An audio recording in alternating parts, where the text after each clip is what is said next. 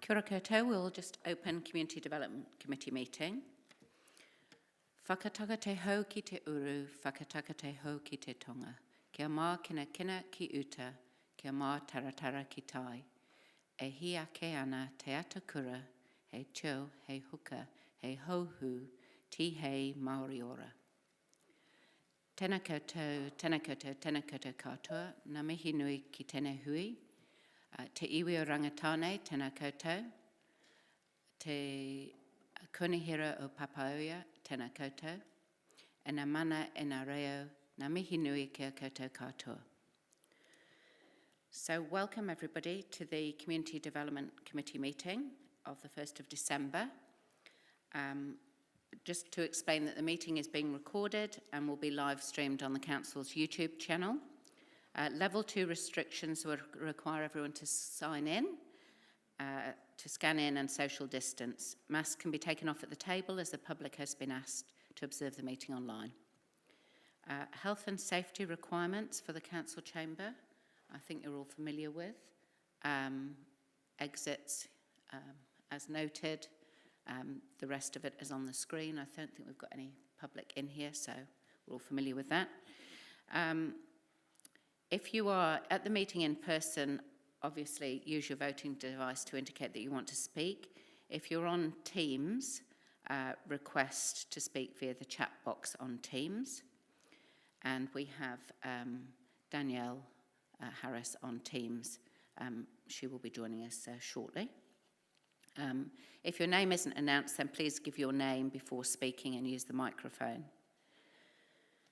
I'd just like to acknowledge before we start that today is World AIDS Day, and it's 40 years since the establishment of World AIDS Day, which recognises the last really big pandemic, I suppose, that the world experienced, and provides the New Zealand AIDS organisation provides support and help to people living with HIV. So first order of business then is apologies. I have apologies for late arrival from Danielle Harris and from Councillor Beattie. Are there any other apologies?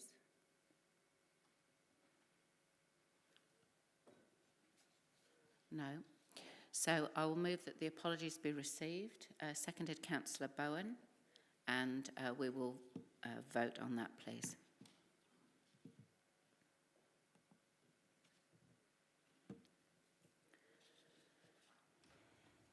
And that's carried, 15 votes for and none against. Item 2 is additional items. I have not been made aware of any additional items. Do any members have any additional items? Okay. Item 3 is declarations of interest. Are there any declarations of interest? Nope.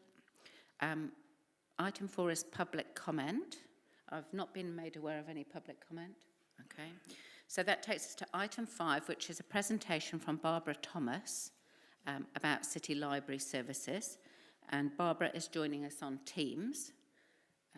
So we will welcome Barbara in just a minute.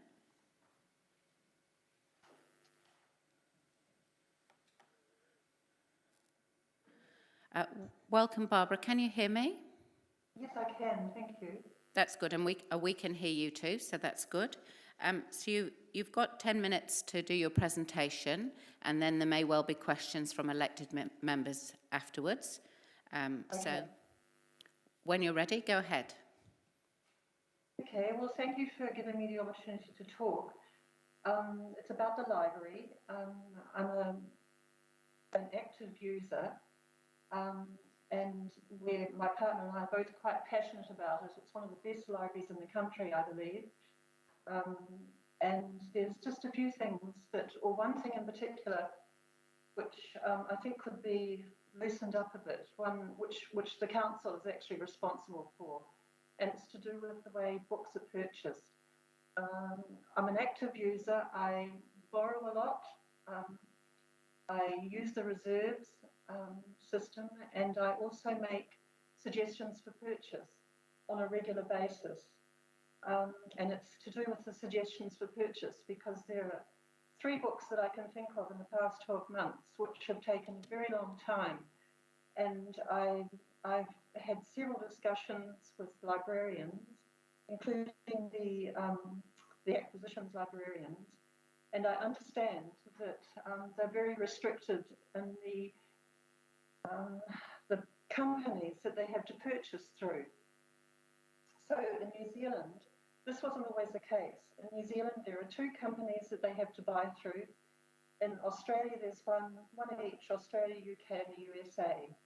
So my experience is that some books in particular, I get the feeling that New Zealand's a bit of a backwater, and my yardstick for comparison is using an online book sales site, which is in Australia called Booktopia. And often when I make suggestions for purchase, the books that I'm asking for are all available on Booktopia.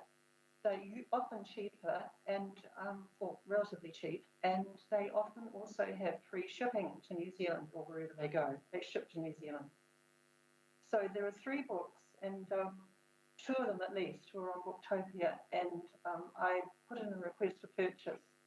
I'll read about these elsewhere. And they took a very long time to get in. One of them didn't get, we didn't get it at all. And another one recently, which was reviewed in The Guardian, on the Guardian website, and they had a direct link to purchase. It came back that it was just going to be too expensive to get it into New Zealand. It was £40 on the Guardian website. And when I put in the request, the librarian came back to me and said it was going to cost $156 to get it to New Zealand, and that was just too much for them. So what I'm concerned about is their book purchasing power, their ability to acquire books, a range of books for good pricing, for good prices. Apparently they used to be able to do this, and the accounts department couldn't handle the number of invoices. This is what I was told. So they were told they had to restrict their purchasing through these, what is it, 1, 2, 3, 4, 5 companies, just 5, 2 in New Zealand, when they could buy often direct or probably for better prices and for quicker turnaround, or what you like to call it. So that's my first concern. It's to do with the book purchasing. That was the main thing that I wanted to talk about, because that's something that the council is actually responsible for. It was a directive that came from the council to the library. The second thing is to do with the disposal of books. The library used to have a book fair of its own, which they held in the basement. That was stopped, I think, on the pretext that they didn't have enough staff to run it. So now all the books that are withdrawn get given to the Red Cross. And we actually go to the book fair there every May. They have one this year. They were able to have one. And we see all these library books there. And what I would like to do is to ask is whether those books, because they are actually paid for by us, by the ratepayers, and through we used to pay fines and fees to the library. Don't do that at the moment because of COVID. So I wondered if, instead of giving books to the Red Cross, which is a big international organisation and a big company that makes an awful lot of money out of their Red Cross fee, which is kind of fair enough, but perhaps they could have a sales table within the library, so that people who, we're quite passionate about our books, we're very fond of them, so that we can perhaps buy them when they are withdrawn. And there are a lot that are withdrawn every year. There's another thing that's to do with the loan period for magazines. It's only a week, and I think that should be extended. Now, I'll just tell you that I've actually been and spoken to the library representative. I think it was Linda Moore, some time ago, and that was to do with the loan periods and probably one or two other things, and nothing happened. And with all due respect to her, I came away feeling that they weren't going to do anything. there was, I know another request that I had was to actually get this magazine in, which is Country Life, and subsequently when a new acquisitions person took over the job of acquiring the magazines, she actually got it in for me, and it's been a real success. It's a brilliant magazine and it gets really, really well read. So at the moment we only get a week for magazines, and we would like that extended. Right. Oh.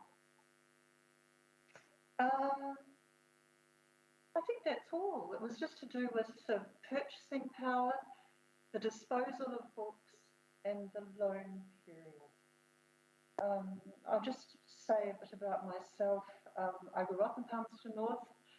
I used to go to the old library when it was across the square, and I loved it. It was one of my best memories of my childhood. We came back to Palmerston North 10 to 12 years ago. We've been using the library all the time. It's an excellent library. The staff are excellent. They're brilliant. I think it's one of the jewels in Palmerston North's crown. We're both, my partner and I are both educated. We have degrees from Auckland, and we really value it as a resource as we go into our retirement. So yeah, so that's just some of the things that I think that we would like to see. I think there could be an conservative element to the library. People do stay there for a long time, the staff.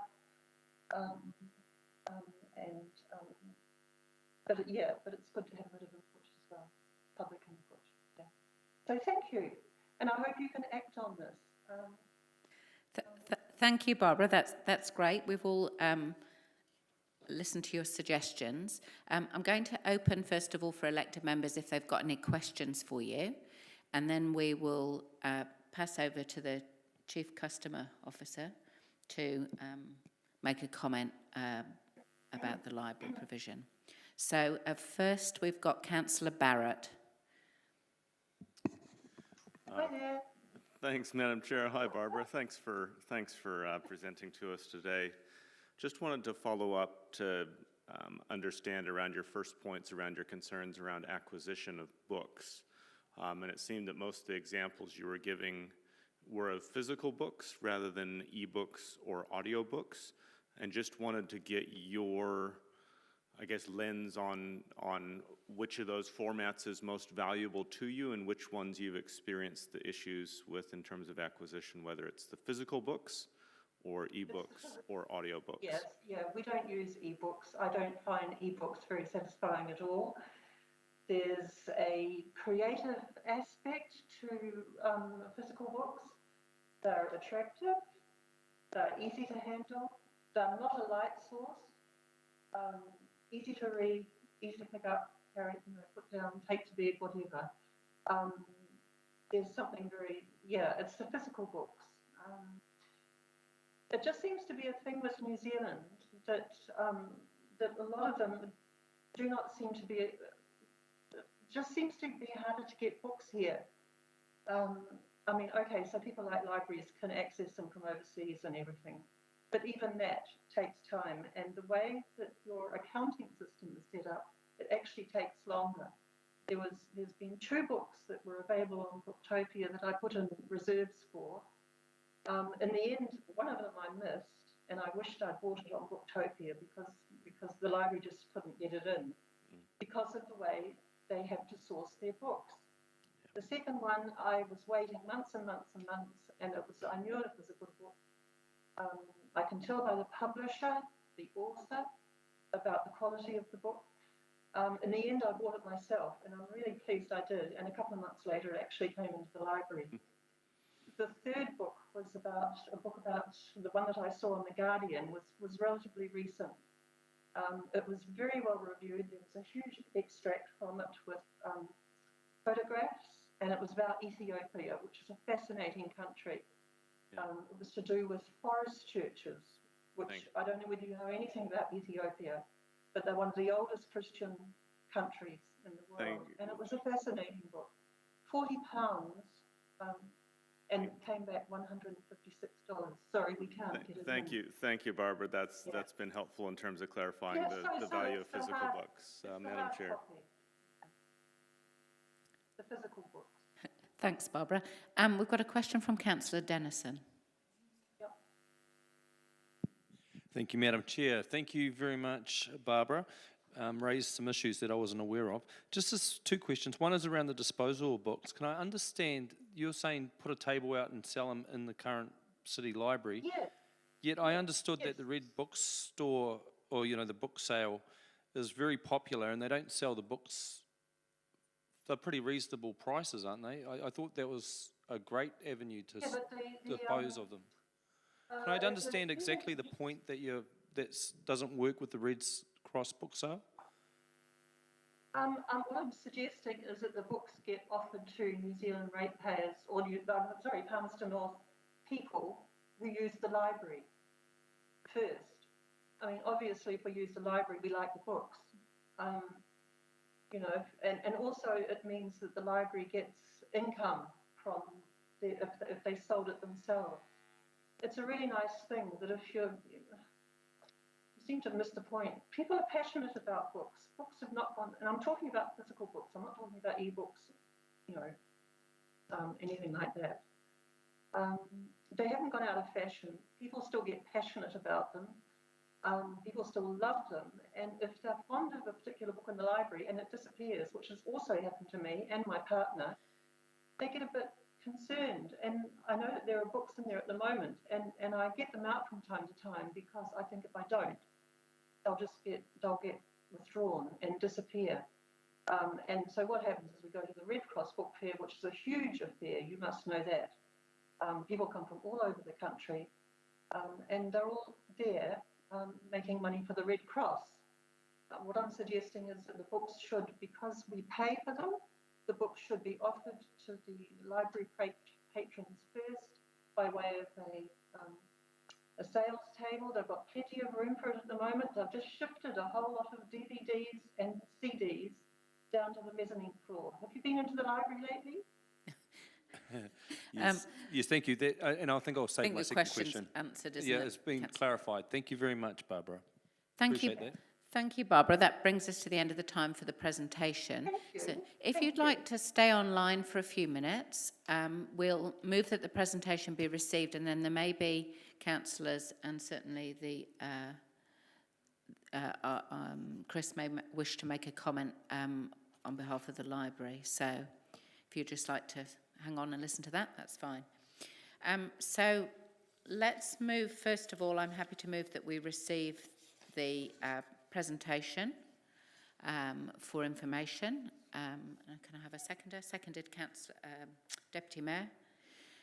And I'll open it up for comment, but I'll let the Chief Customer Officer make comment first. Thank you, Madam Chair. First of all, thank you very much, Barbara, for your comments. I know that the library staff are very familiar with Barbara and interact with her a lot, so I know the team are familiar with the issues that she's raised. I suppose the first thing I'd just say is that when it comes to acquiring books, I mean, what we're trying to do is take a very balanced approach, right? So you've got a lot of people in the city, and ideally what we want to do is buy books that are going to circulate the most. So ideally, you want people, and lots of people, taking them out and circulating around. So when we look at the books we buy, that's what we're looking for, and when we look at the books we're disposing, we look at the ones that aren't actually being taken out. So you've got books in circulation, the ones that people want. Of course, that needs to be balanced with other needs, and I know that the team have quite often sought very particular books for Barbara and others that do that. So I know that we try our best to try and do that.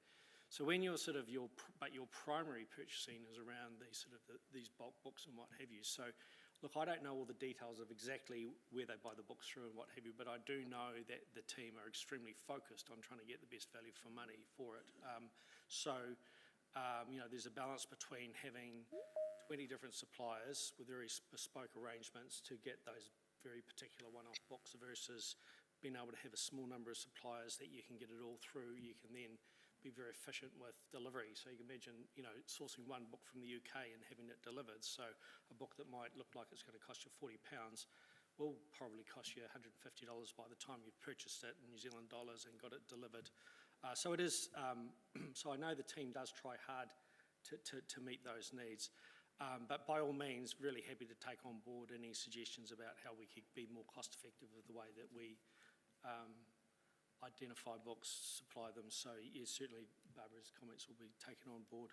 Look, I'm not familiar with the disposal process. I've been trying to get a bit of detail on that while I've been here. So look, all I can do is take those comments on board and have a chat with the team, because, you know, I absolutely get the sentiment about, you know, if we've used ratepayers' money to buy them, then it would be, you know, a good idea to sort of channel it through there. There may be some other practical issues that I'm not aware of, though. So, Thank you for that comment.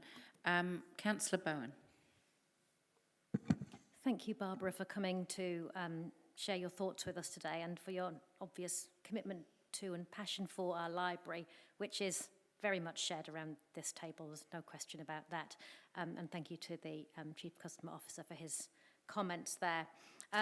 Lots of the things raised in Barbara's comments were very operational by nature, and thank you for your assurance that those things will be passed on to staff.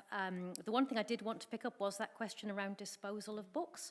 I think actually that's a very good point that seems to have, it might be a minor element, but we talk about the support that we offer to community groups, and we've tried very hard in this term of council to take a holistic view about the very many and varied ways that council supports community groups. And I think this is the first time, certainly that I've heard, that we support the Red Cross through donating our spare library books, and I think that would not be an unsubstantial amount of support.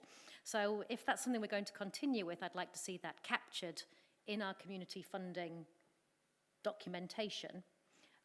Or if we're going to look at, is that an appropriate way to dispose of our books? Similarly, that should be part of the consideration.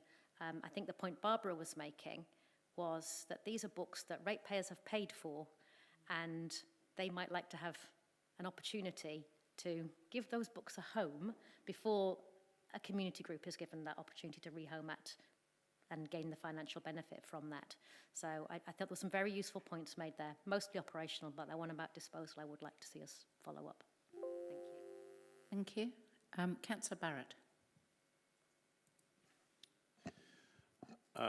Thank you, Madam Chair. I may end up forming a question to the Chief Customer Officer, but I'll begin by way of comment.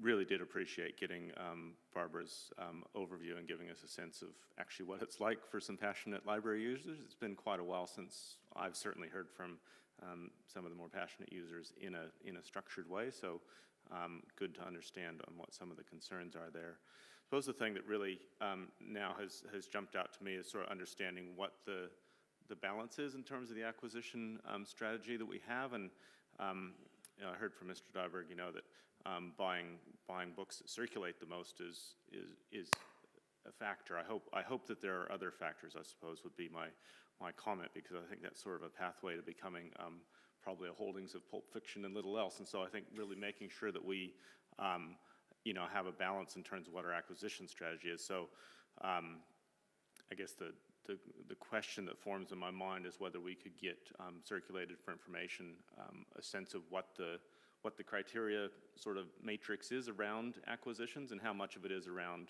high circulators versus, say, important works that may not circulate so highly. I would find that quite helpful. If that's possible to be circulated for information, that's great. Or if we need an additional recommendation, be happy to take that approach as well. Grace, are you able to circulate that information? Yeah, look, it's probably, we could put it out as a, you know, in the sort of weekly comps or something like that, and just sort of clarify how that is. But yeah, look, I know there's whole teams that work on that part of it, and, you know, making sure that we have a, you know, good balance. So it's not nearly as simple as I might say it. I know there's a lot more science and art to it than just to look at circulation numbers. Yeah, that'd be great. Thank you. Thank you. I'd just like to say thank you, Barbara, for coming in and presenting to us. It's been useful to hear your perspective, and I can assure you that the feedback will be passed on to the library staff, and we'll let you know if there are any changes that result as a result of your presentation. So thank you very much. So we'll now vote on receiving the presentation.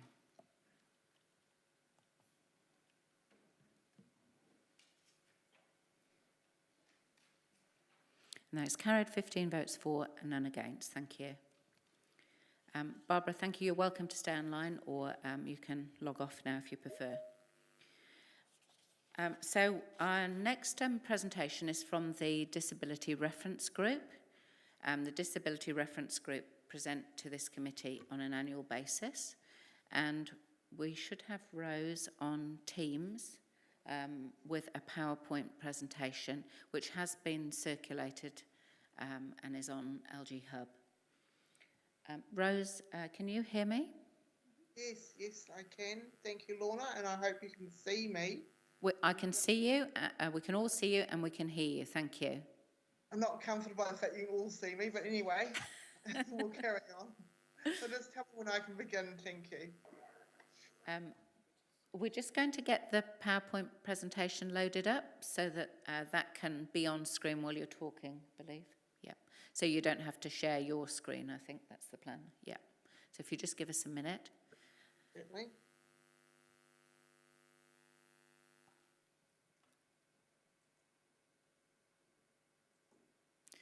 Okay, so we've got your PowerPoint up, Rose, and you're just a small box now in the corner.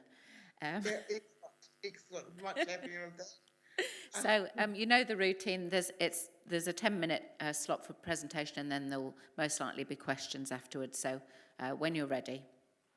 Thank you, and thank you, Sarah. I gather you're going to be my mover of the PowerPoints when I require it. So thank you. So yes, I'm here to give the presentation for the Disability Reference Group, and I absolutely am not fond of Zoom, but I'll make the best of it. So before, I'd like to actually go to 3 if I can, please. I'm sorry I changed it. If I can go to PowerPoint slide 3, please, Sarah, before we carry on. Slide 3. What's the title of slide 3, Rose? Slide 3 is for me is a moment. It doesn't have a title. It's a moment in remembrance of the colleagues. All right. Yep. The group. Yep. Thank you. Yep, we've got that up now. Thank you. And so I'd just like to acknowledge Vicky and Maxine and Jenny, who have passed away this year. Many of you would have recognised these names and known these people from some other sort of community groups. And I'll be struck by all of their humour and their ability to continue in spite of adversity. So I just wanted to pause on that. Now, I promise, Sarah, we'll go back to the proper order. Could I please have PowerPoint 3, and then we'll just move through.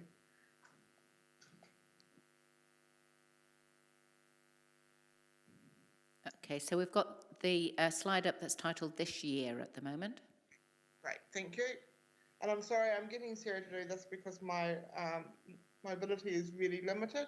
And normally when I see you when I'm in front of you in person, there's someone at the side doing this for me. That's fine, so, it's working fine, don't worry. So we met 6 times this year, mostly in person. We were pretty fortunate, and once online. And I believe we've had a productive year, despite the challenges that COVID-19 has brought us, and of course the departure of our 3 members. Okay, slide 4, please. So the issues and topics we were Disability Reference Group were consulted on include the accessibility at the Palmerston City Council major events and the events team. And I'm heartened by that. We seem to since 2018, every year we seem to be consulted more and more by the events team. And I still want to plug the fact that there are people who identify as deaf who come to the cultural event on Saturday simply to see the interpreter interpreting what has been spoken for the first part of the event, and it makes them feel like they're part of the community. So I just want you to note that. It's also noted, people have brought to my attention, and this is perhaps not something that I would normally talk about in a public setting, but here we go, the fact that there were wheelchair accessible bathrooms. And it's at the same event, the cultural event this year. And it's not so much that only people in wheelchair use them, but lots of people who struggle with balance find the more kind of accessible toilets far easier to use. And it can make the difference between people attending the event for an hour or half an hour to 2 hours, or maybe not attending an event at all. And it's probably not the sort of thing you're going to get feedback on from the customer services. We've also had input with the mobility parking and footpaths infrastructure unit, and we appreciate that. Thank you. We put a submission together for the 10-year plan, Palmerston City Council's strategy and policy team. We also were representative review, Palmerston City Council Democracy and Governance team. I just want to speak to that for a second. And I'm just going to click up in a little note I've got here for myself. So one moment, please. So we as a group were consulted around the terms of reference for these sorts of groups, special interest groups, I'm going to call them. And the rationale that we were given for this review was the fact that other places like Hamilton, I remember city councils like Hamilton had a different sort of process where all special interest groups were under the same umbrella. We felt, after we looked at the draft documents that we were given as a group, we felt that actually we would lose some of our special character. And while indeed we acknowledge that we share things in common with those other groups, seniors and Pacifica communities, there's also some things that are quite different. And we'd even argue that there are differences that they would see these other groups with us as well. So we gather, been told that actually the recommendation is that there will be all special interest groups under one umbrella for reference groups. And that still is not something that we agree with. I also, in the draft we saw, there was a term of a very small stipend for people to attend meetings. Very small. I think it was, I don't know, $100, $150, maybe. It was very small for a year. And I gather in what will be recommended, the documentation that's recommended, that's been removed. And my one comment to that is that actually these three groups, people with disabilities, people, Pacifica communities, seniors, are known to often have the least income. And many people, to attend the meetings at council, have to give up paid work, or it costs them more than, say, free parking, costs them in petrol. I'm not sure how many people are aware, but actually many people in these groups to attend meetings have to decide between other essentials and petrol, or even bus money, or things like that. So also I'd like you to know that within the disability sector nationally now, even the Ministry of Health has finally started paying disabled people for their experience because they recognise it as knowledge. I can't speak for other groups, but I just wonder, I think that needs to be reconsidered, and that's something the group thinks as well. Right, I'll go back to the rest of the policy of this. E-scooters, Palmerston City Council strategy and policy team. Look, that was brilliant.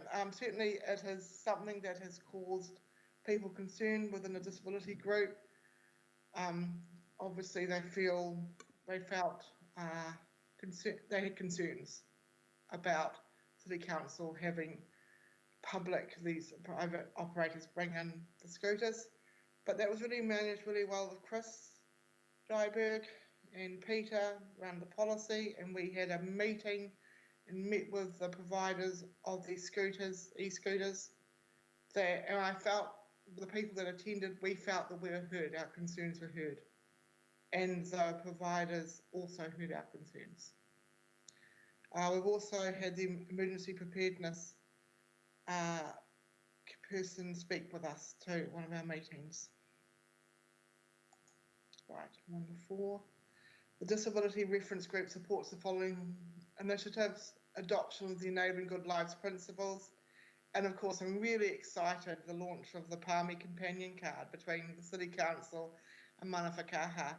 I'm gutted that COVID-19 has kind of put a limit on that, because many disabled people are now sort of having to remain at home for most things. So, and perhaps going to a show or a production or even the movies, anything is kind of not really on our schedule of things to do currently. But I just want to say it's great. And I had feedback all around the country, people wanting to know how we managed to get the City Council engaged. So thank you. Moving forward, we continue to want to work alongside various City Council teams to make Palmy a more welcoming and friendly city for disabled people, and of course all people. We support Palmerston City Council implementing Enabling Good Lives principles. There are many people on the Disability Reference Group who have immense experience around this. Moving forward, we want to also work with relevant teams on the assessment of council facilities to ensure that consideration is given to the needs of people with disabilities.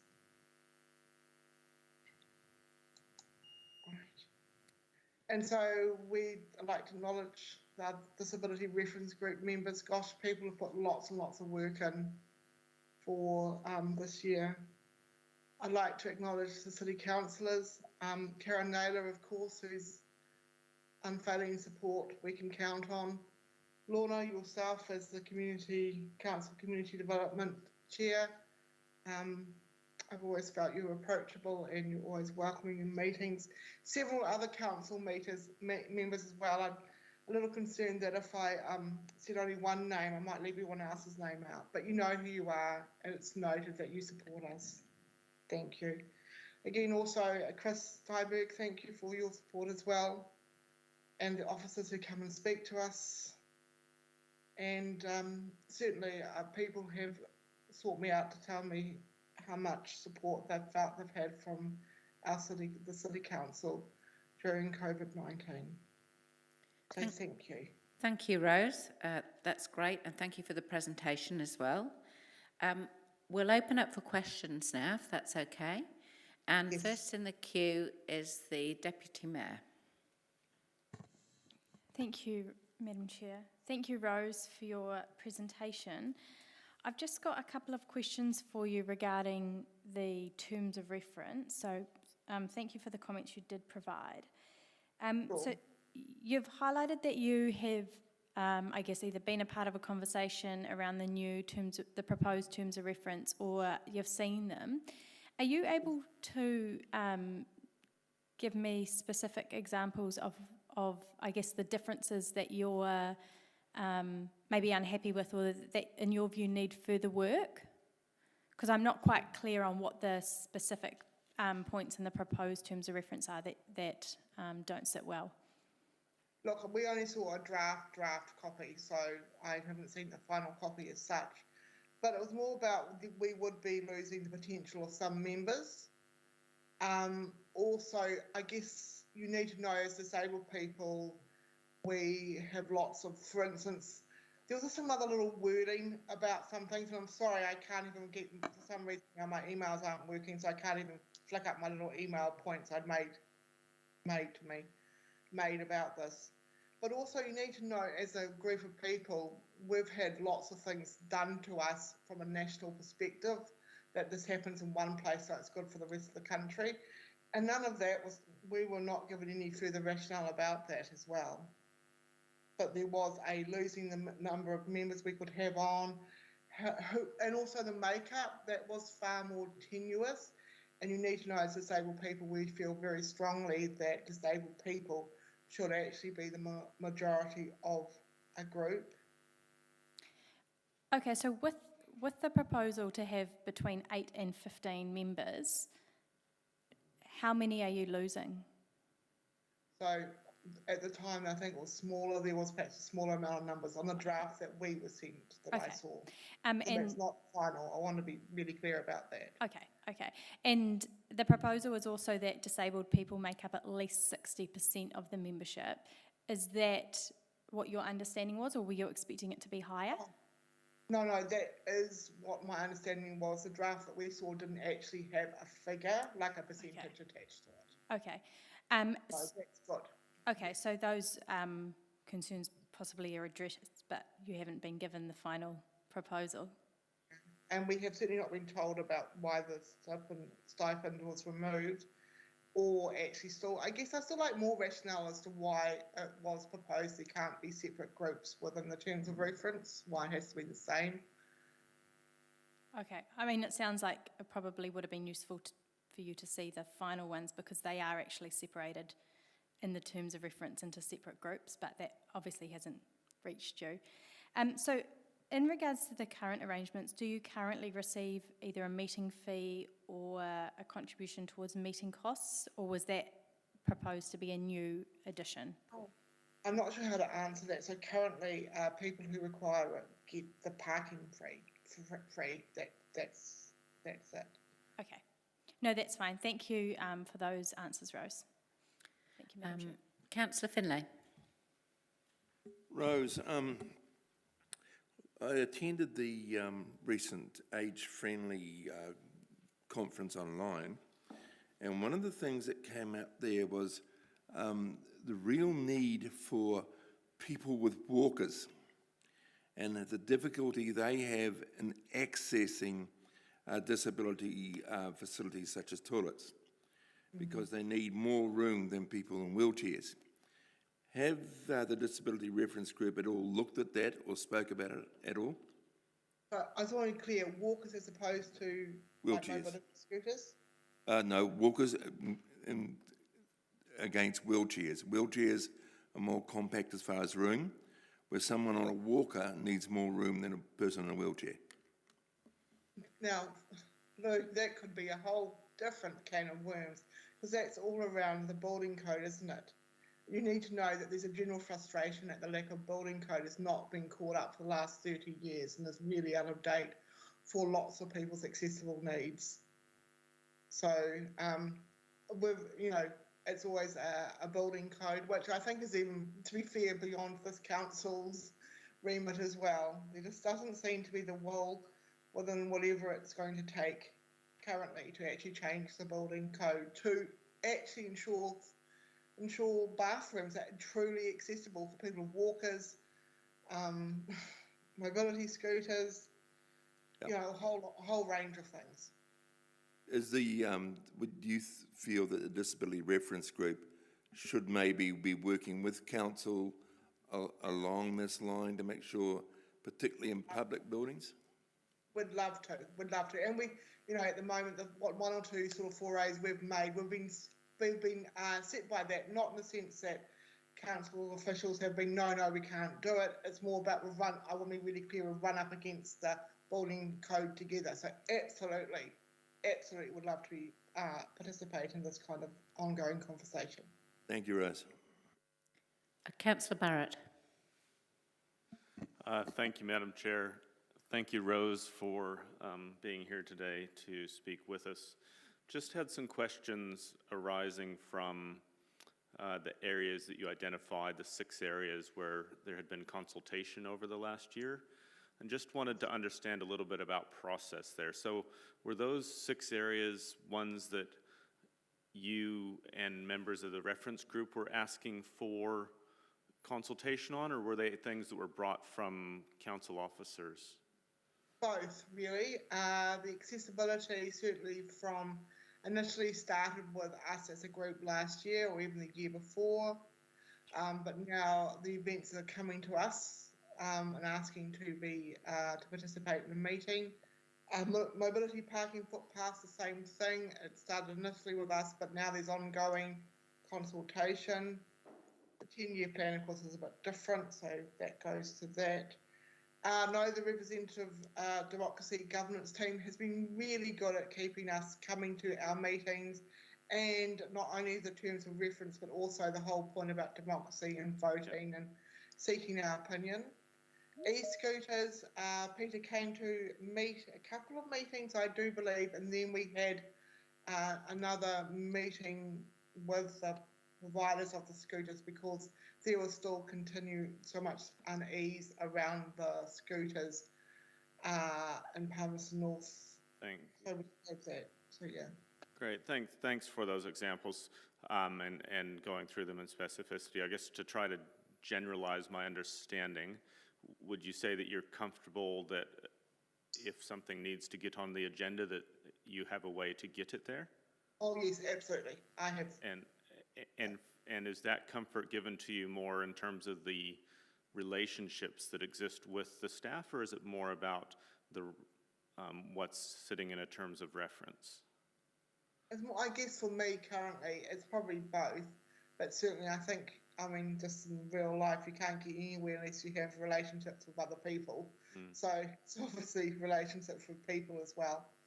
But yeah, yes. Great. Thank you. And finally, Madam Chair, just to further explore, have you had cases where, say, feedback has been given and then you've needed to sort of get a report back or have some follow-up around things, and sort of what sort of follow-up mechanisms sit around the feedback that's given? Sure, we do, and certainly I've at times, once or twice, I've gone back and asked for a report or a follow-up from something that was presented in a meeting. And would you say that for yourself and members of the reference group that you're sort of satisfied with the follow-up mechanisms and processes that you have available to you? Sure. I think we have to say that COVID and also the restructuring in the City Council has sometimes made that slower than what I think would have normally otherwise happened, but yes, we are. Yes. Thank you. Madam Chair. Councillor Naylor. Thanks, Rose. I really appreciate you presenting today. Just wanting to return to the terms of reference which you've commented on, because that is something we need to, that's on our agenda to discuss and decide on today. Now, I had the benefit of being a part of the group when the group was consulted on having a joint terms of reference with other groups, and so I was, able to hear the feedback. I'm just wondering if you would be able to elaborate or explain what the feedback from the group was on having a joint terms of reference with other groups. I think it really just comes back to the point that we just felt that all the groups are actually separate and are different, and that we can't actually, while there are some things we may have in common, there actually are too many differences to be of relevance to serve the needs of each special interest group. Okay, thank you. That's helpful. Thank you, Rose. There are no further questions, so thank you very much for your time and effort in doing the presentation and for all your advocacy on behalf of the disabled community as well. Okay, you may wish to stay online in case there are any comments, but we will now move to receive the presentation. So I'm happy to move that we receive the presentation of the Disability Reference Group for information. Seconded Councillor Bowen, and I will open up for any comment.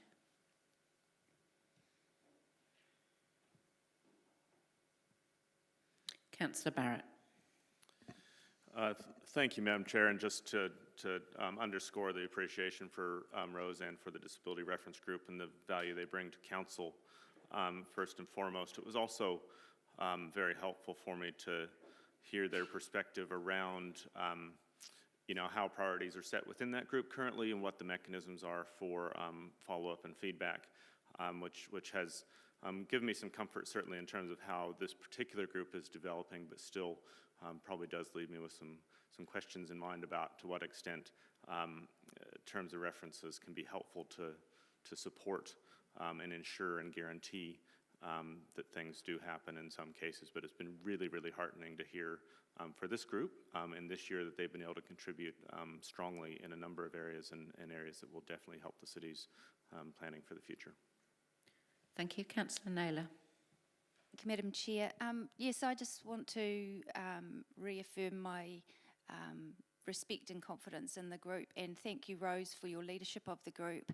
I think this is a group who overcome many challenges, and I think I'm particularly admire the really constructive approach that this group has taken to addressing issues and trying to contribute in a meaningful way to the city and to council. And I mean, I think there's an amazing commitment, and I mean, it's a real joy to be a part of that group, but I'd just really want to acknowledge that today.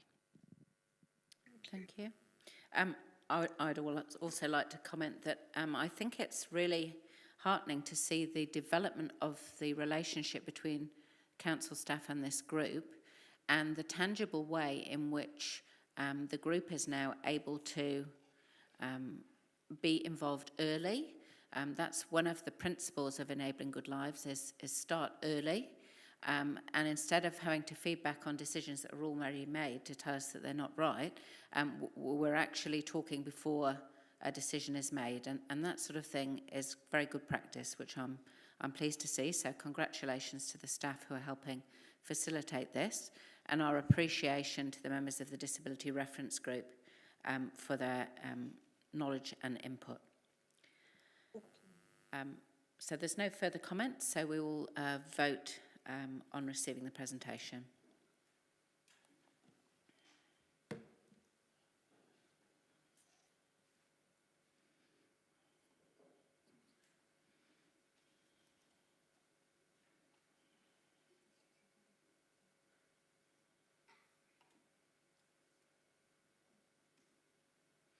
And that's carried, 16 votes for and none against. Just to let members know that Daniel Harris has joined us online. So that brings us on to a presentation by the Palmerston North Interfaith Group. And online we have Jaspreet, Elsa and Jasmine, who are all on Teams. So we'll just get you up on the screen, Interfaith Group, and then we'll just check that we can hear each of you. So, Jaspreet, can you hear me? Yep, I can. Can you hear me, folks? We can hear you, yes, thank you. Elsa? Hi, can you hear me, guys? Yes, we can hear you, thank you. And Jasmine? Kia ora, can you hear me? Kia ora, we can hear you, yes. And I see we also have Mary Eastham, who's involved with the Interfaith Group as well online, so that's great. So, you have 10 minutes to give us your presentation, and then there may well be questions from elected members. So you can start when you're ready. We can see your presentation in front of us.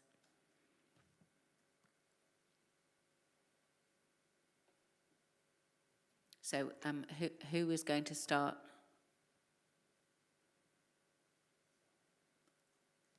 Elsa. Yeah, okay, thank you. Yep. Okay, cool. So I think if we can move to the second slide, I can explain that one, because this is just an introduction of what it is. Thank you. So the Palmerston North Interfaith Group was formed in 2011 to build bridges of love, friendship, and trust. And we have members from all ethnic and faith communities from Palmerston North. And we have members from Christian, Muslim, Sikh, Hindu, Buddhism, Baha'i, and Jewish faiths. And Mary Eastham, who, as you see in here, is the chairperson for the Palmerston North Interfaith Group since 2011. What you see below is is an article from Stuff, which got up by our event, which, as we can see in the next slide, is Generation 2021 Youth Korero. So Generation 2021 Youth Korero is a follow-up from our 2020 event, Generation 2020, where me, Jaspreet, Jasmine, and Aga was part of. So we, 4 young people, took it to the next year's event, which was a discussion to discuss about gender discrimination and issues of religious ethnic diversity. It was for young people aged between 15 to 25, which we gathered at the youth space in Palmerston North.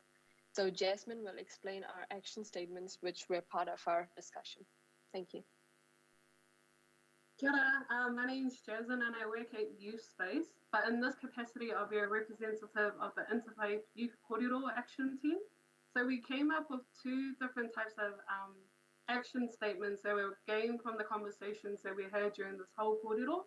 The first one was to hold more educational events for people from different backgrounds, races, religions, ethnicities to discuss issues or other relevant topics with the intentions of overcoming prejudice and discrimination. But also our second action plan was to hold more interfaith forums organised and designed by young adults and to bring together people from all ages to talk about the issues of gender discrimination and religious diversity becoming a crucial factor for all of us.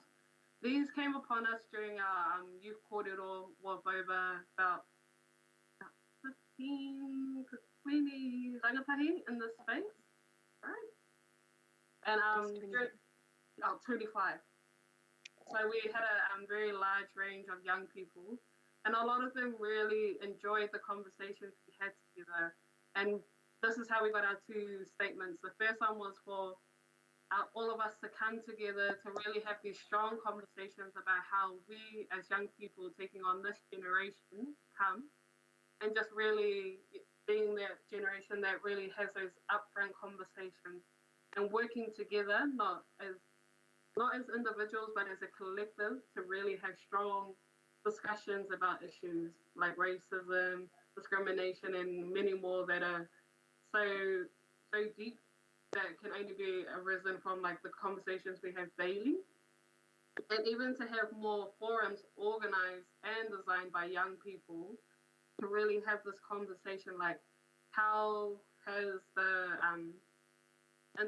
how has our young people really connected with their diversity, or really coming together as one from different ethnic backgrounds and cultural differences to really have a uniting conversation.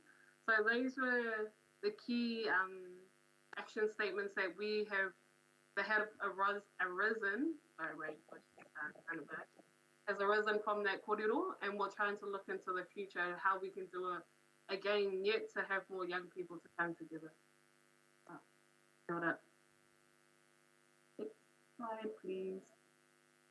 Hi, folks. This is Jaspreet Singh, Kia ora.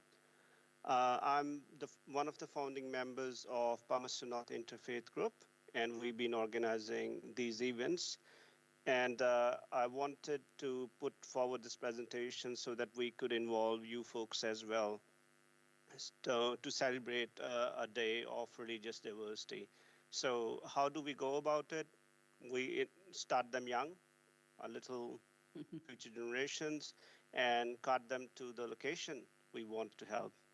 So, and here is my little one and my better half being part of one of the planting activities.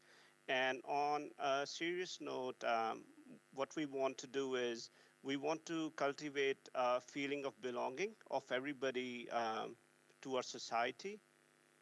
And we want to strengthen the bonds. So if people work on common cause, such as looking after Mother Earth, they would be kind of feeling like more connected to each other. And we request our council to help us organize a mega day involving our diversity at Edwards Pit Park. And some of the photos you can see, we've already done some of these events on smaller scale involving Massey University students and people from all walks of life. So we can achieve three things here in a day. We can motivate our youth, we can promote awareness of different religions, and all the religions teach us to look after nature. And by getting everybody to kind of work in the same goal, we can also help mitigate climate change. And this in turn will help inspire to look after each other. So this work party will help raise awareness about protecting the biodiversity, and it will encourage people to take actions to mitigate climate change by planting native trees. And I guess most of you would have been to Pitt Park, or you're aware, it used to be a dumping ground, and now with 40,000 native trees, it has changed massively. And another action statement from our career we had was to have more media coverage on such events. So we would want to encourage both print and digital media to cover such events and promote respect for diversity in our communities, and with an aim to cultivate respect for different cultures. And as you can see in this photo over here, I am also a member of Greenness Welfare Force, who travel around the country, and for about 8-9 years that we've been doing so, 40 of us, we have planted over 400,000 native trees all over the country. And this work is ongoing. And before I close, I would like to thank members of Interfaith Group, Mary, Bob, Helen, Julie, John, Jerry, Margaret, and many others who have done all the hard work. Thank you. Thank you. Is that the end of your presentation? Yep, that is. Thank you. Okay, that's lovely. Thank you. We have got some questions from elected members. So first up is Councillor Dingwall. Thank you, Madam Chair, and thank you for your presentation. I've just got a couple of questions. One of them is, which other organisations do you work with? Do you connect with people like Environment Network Manawatu, or aside from the churches, do you connect with other organisations? Yep, we do. We've been working with ENM, Environment Network Manawatu, and people from that. So people who come to Edwards Pitt Park, we provide afternoon tea. And Beth, she is a member of Environment Network Manawatu. And I know other people from ENM. Cool. And that leads me nicely into my next question, which is, how is this group currently funded? Would you want to chip in, Elsa? Yes, thank you. So I have applied for this event for the last Generation 2021. We applied for a fund from the ECCT, which is Eastern Central Trust, which they have offered us financially, like financial help, to sort of have all our works done. So basically what we did was we either get sponsored works or we pay from our small amount that we got from this fund. Wonderful, wonderful. Thank you. Those are my questions. Thank you. Just a question from me. What action are you seeking council to take as a result of your presentation? I'm kind of circulating this info around, motivating people, plants. Yeah, in whatever way you guys can. We've been doing it on smaller scale, but it'll be good to have council on our side and promote this kind of getting youth and diversity, like different religions, and tackling climate change all together. Okay, so you already organise the planting day in August each year. So you're trying to scale it up? We do it every month. Right. And for me, it's mostly every other weekend, because I just don't only work with Pitt Park. We travel the country when COVID allows. And yeah. So we wanted to pick a day where council could have enough notice and could, have enough time to put word out. Okay. Thank you. We've got a question from Councillor Barrett. Thank you, Madam Chair, and thank you to the presenters.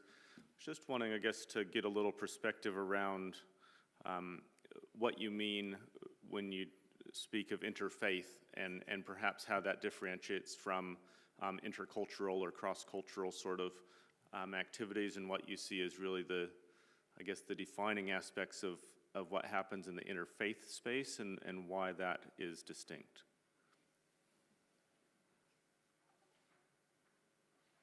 Jasmine, would you want to, or I'm happy to answer it? Okay, so with interfaith, yes, we have different people from different religions as well as different cultures. So aim is we get together and over a year we plan different activities. Could be a dinner, a Carrero, or day out at the Pitt Park. So it's like it involves different cultures as well as religions. And so we kind of, when we get together for a dialogue and we work together for betterment of environment, I guess it promotes understanding. And we've been doing it for around a decade, over a decade. All right, thank you, Madam Chair. Thank you. So there are no further questions. So Jaspreet, Elsa and Jasmine, thank you very much for your presentation, and Mary for your leadership in the background. Thank you all very much. So, Thank you, I appreciate it. You're welcome. So I'd like to move that the presentation be received for information. Seconded Councillor Bowen. And I'll open up if there's any comment from elected members or appointed member. Councillor Dingwall. Thank you, Madam Chair. I just wanted to say thank you to the Interfaith group for coming in and talking to us about the way that they are working together between the different religions to actually bring people together and help to look after our community and our planet at the same time. I think that's brilliant. So more power to them. Thank you. Okay, no further comments, so we will go. Oh, sorry, have we got a comment from online? Yes. Oh, kia ora. I'd also like to thank you for your presentation. It's really great to hear the work that you're doing in the environmental space around climate change. As the iwi rangitane, that's very important to us, and perhaps in the future we might be able to do some initiatives together in that space as well. So kia ora. Thank you for that, Danielle. So that brings us to the end of comments, so we will now vote on receiving the presentation.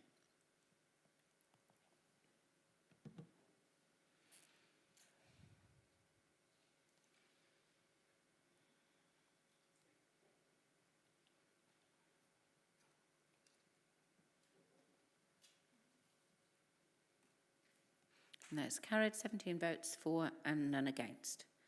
Thank you. So to the groups who've presented, you're welcome to log off now if you'd like, or you can stay online and listen to the rest of the meeting. So moves us on to item 8, which is confirmation of the minutes of the meeting the 12th of May, if you can remember that far back. First of all, are there any matters arising? No. Well then, I'll move that we resolve that the minutes of the Community Development Committee meeting of the 12th of May 2021, Part 1, public, be confirmed as a true and correct record. Moved by me, seconded by Councillor Bowen. Any comment? No. We will vote then, please.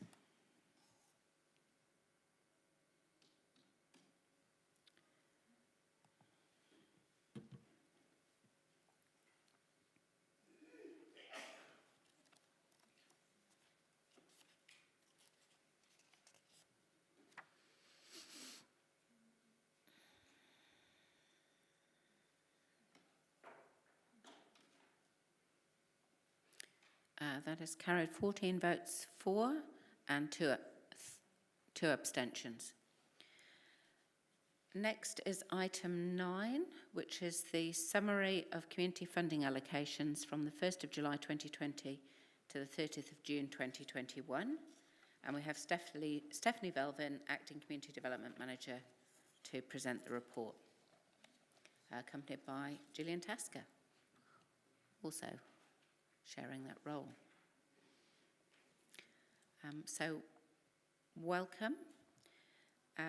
Would you like to give us a brief overview of the report? Thank you. Kia ora, thank you. The funding report today is a result of the Community Grants and Events Funding Review, which was conducted by the Business Assurance Division and reported to the Finance and Audit Committee in May of this year. Item 1C of the agreed action plan of the review instructed a yearly report on the performance of all grants be presented to Council with recommendations for change where applicable. Previously, information on a community grant and event funding has been presented across several reports, whereas going forward this annual report will bring all the information into one. This first annual report covers the performance of grants in the 2020-2021 financial year. It has been prepared by the Community Development team with input from officers from across Council, including events, youth services and planning. This is the first report of its kind, so we're happy to take feedback about what is included here and what might be useful to include in future years. We also note that the timing of this first report coincides with the review of the support and funding policy, for which I understand the public consultation has just finished. Hence, there are limited recommendations for change as per the report request, so as not to create interference in terms of predetermining consultation outcomes. And happy to take questions. Thank you. Are there any questions? Councillor Bowen. Thank you, Madam Chair, and thank you, Stephanie and Gillian, for the report. It was just to follow up on that point about recommendations. I suppose it's hard to say this year because you've explained why there aren't any, but in future, how would you see, what kind of things do you think would give rise to recommendations that would come through this report? What would we be looking for in future from this report?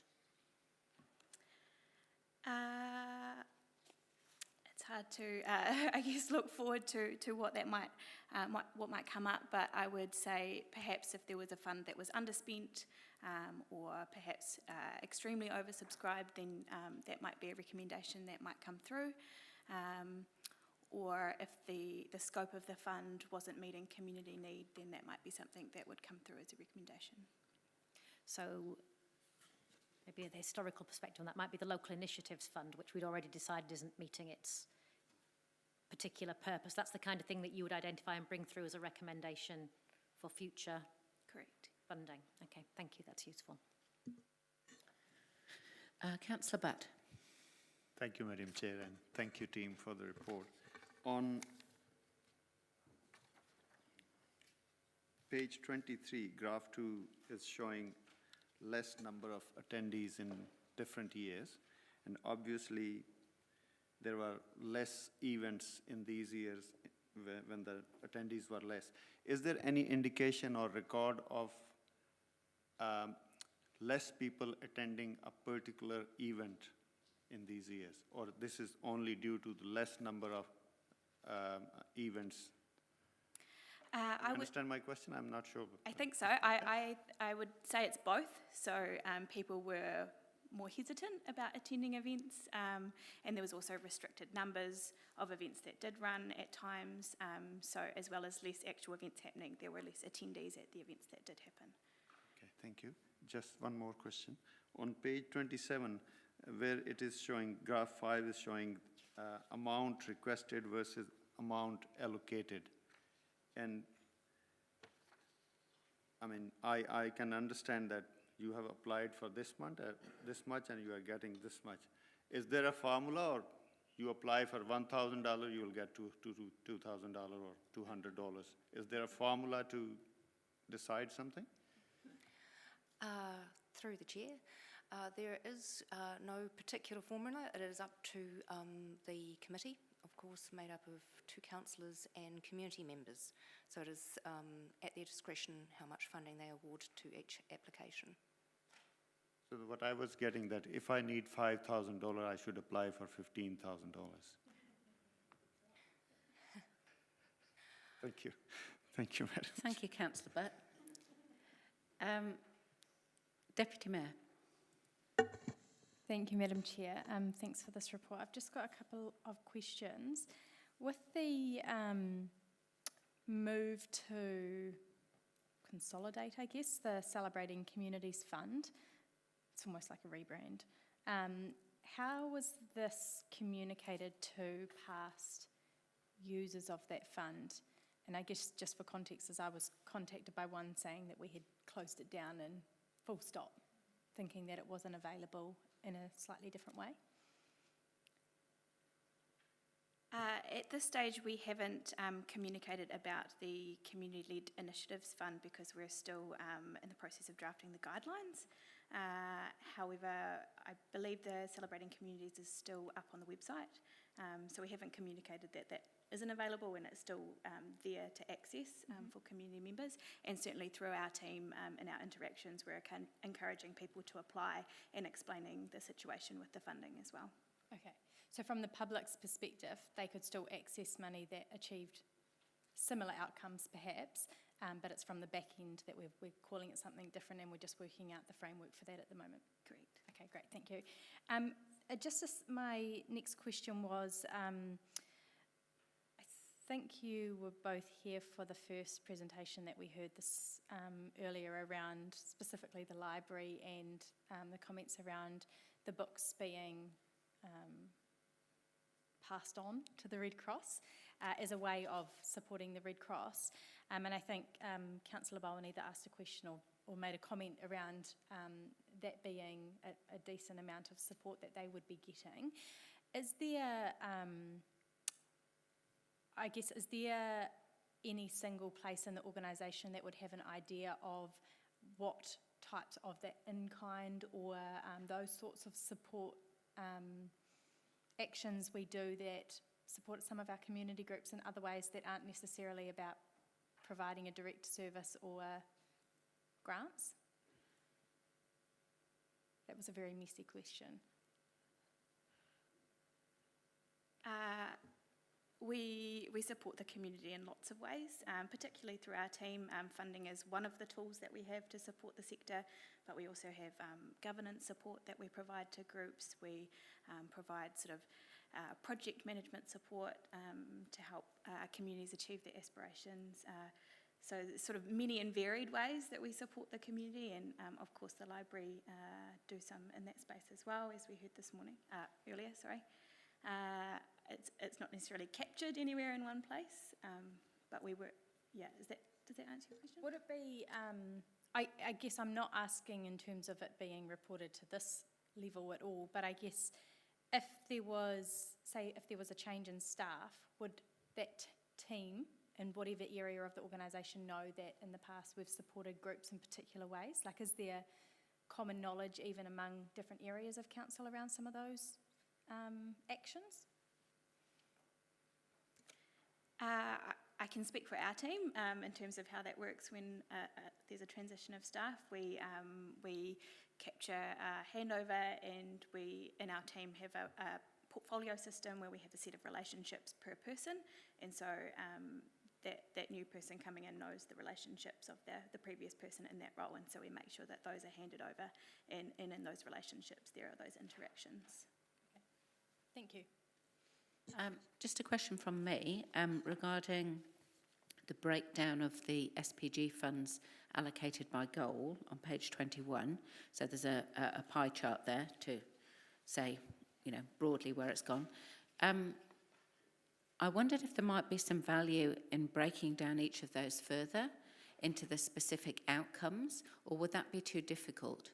In other words, so that we could have an idea as to whether or not all of the outcomes that sit under those goals were being addressed, or whether there were any gaps, and it might possibly also assist community organisations that are perhaps thinking of changing their focus or a new organisation to see where the gaps are in provision?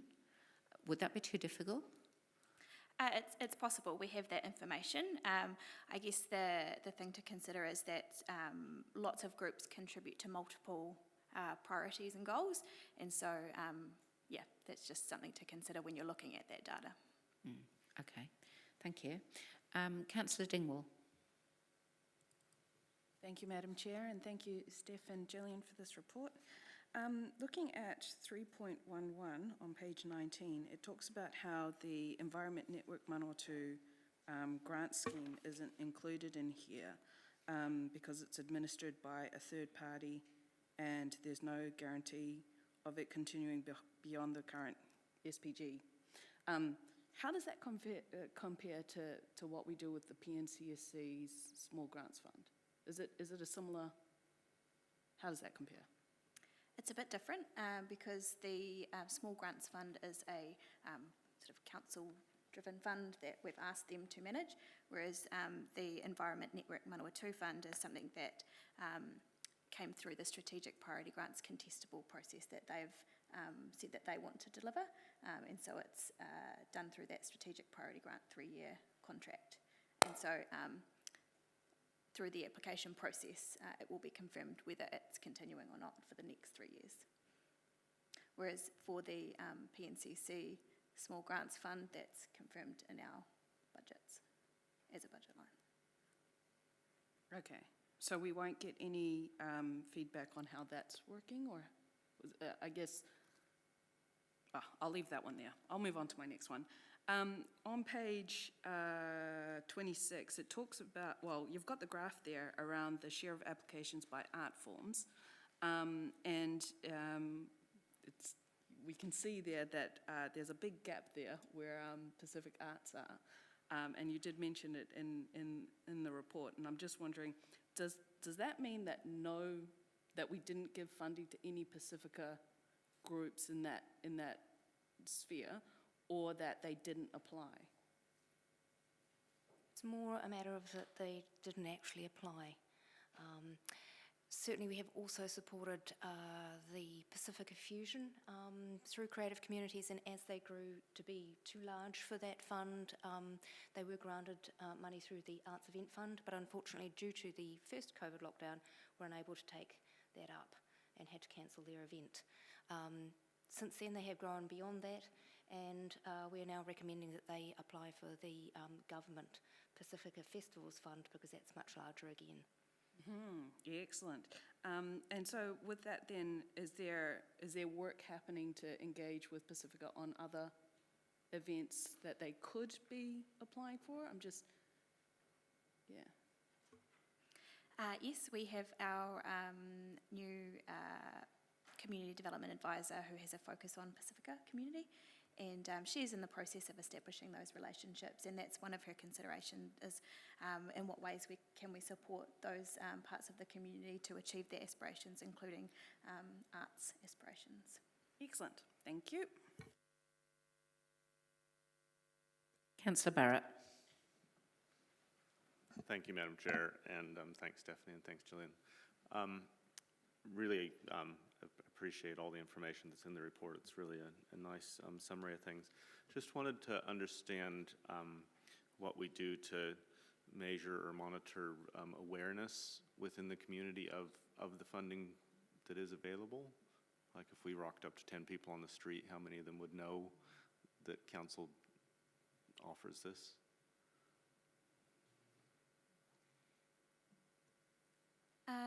I would say we just do that informally in terms of monitoring how many applications we're getting in for each fund as it arises, and also in our interactions through the community development team members when we're talking to people and engaging about the funds.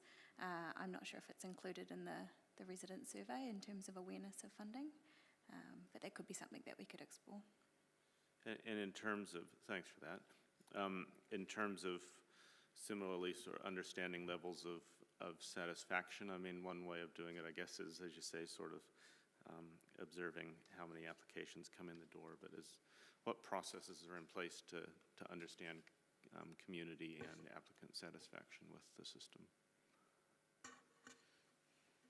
again, through anecdotal feedback through the team at this stage. I imagine we'll get some feedback through the support and funding policy review process as well, which we will definitely have a look at and consider. Cool, thank you.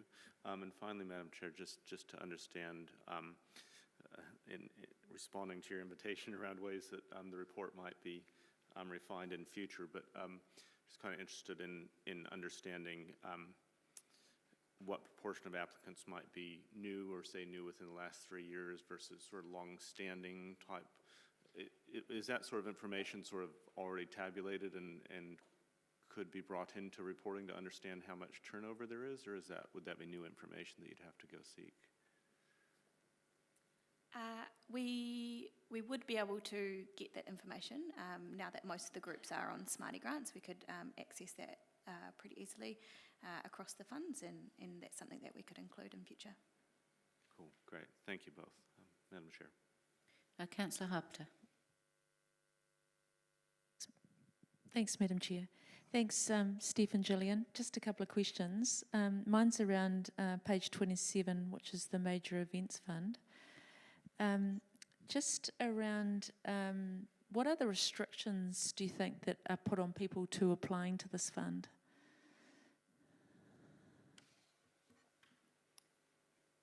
If it's okay, I would ask Luke to answer that question from events. He's here specifically for that section.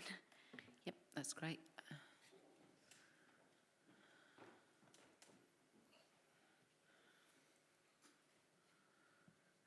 Kia ora, Luke. Hi, through you, Madam Chair. Would you be able to just expand on that a little bit? Just that we only had 4 applicants that received funding for this fund, and I just wanted to know what were the restrictions put on people so that they didn't get the funding. So what were the other restrictions put on them, so why they didn't get approved for funding? The main reason for that we had applications declined on this particular round were activities that were happening outside of Palmerston North. There were, I think off the top of my head, I think all of the ones that were in the city that were appropriate for the fund were funded. Okay, so my next question was around, of the 4 that were approved, did they achieve the desired outcomes that we wanted them to achieve?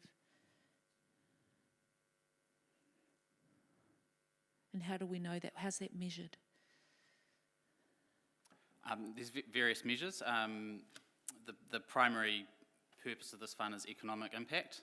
That's mainly measured through reporting on credit card spend and visitation nights. And yeah, those measures were met on all of those events through their reporting. Do we get that reported anywhere? It's not reported in this particular fund, but we can add that through for future reports. Great, thank you. Thanks, Madam Chair. Thank you. Thanks, Luke. Councillor Bowen. Thank you, Madam Chair. And I just pop back in because I wanted to ask a question about the Natural and Cultural Heritage Incentive Fund, which I think feels a bit of a strange one to be in here, but I get that it's another way we promote, that we support community activity. My question was around the strengthening Palmy history element of it, which is targeted at earthquake-prone heritage buildings. Just to seek a comment really on how long that piece of string might be. Now, how successful and how adequate do we feel this fund is in terms of the scale of work which is referenced in the report? And probably Mr. Murphy is heading in your direction for that.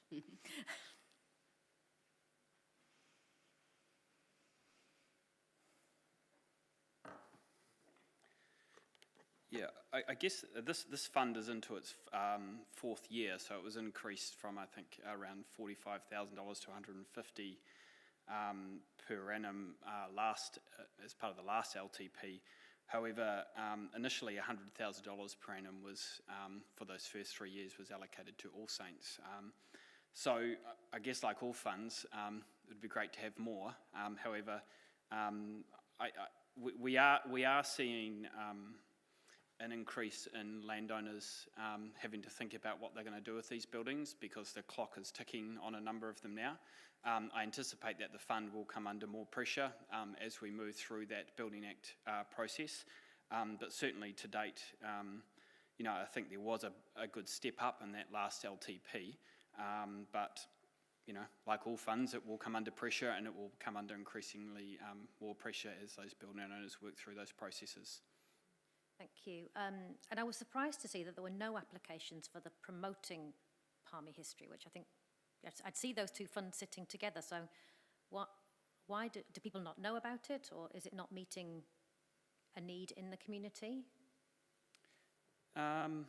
Yeah, I mean, I know in the past there has been some really good promotion type of activities. I mean, the Manawatu Journal of History and things like that started through this fund.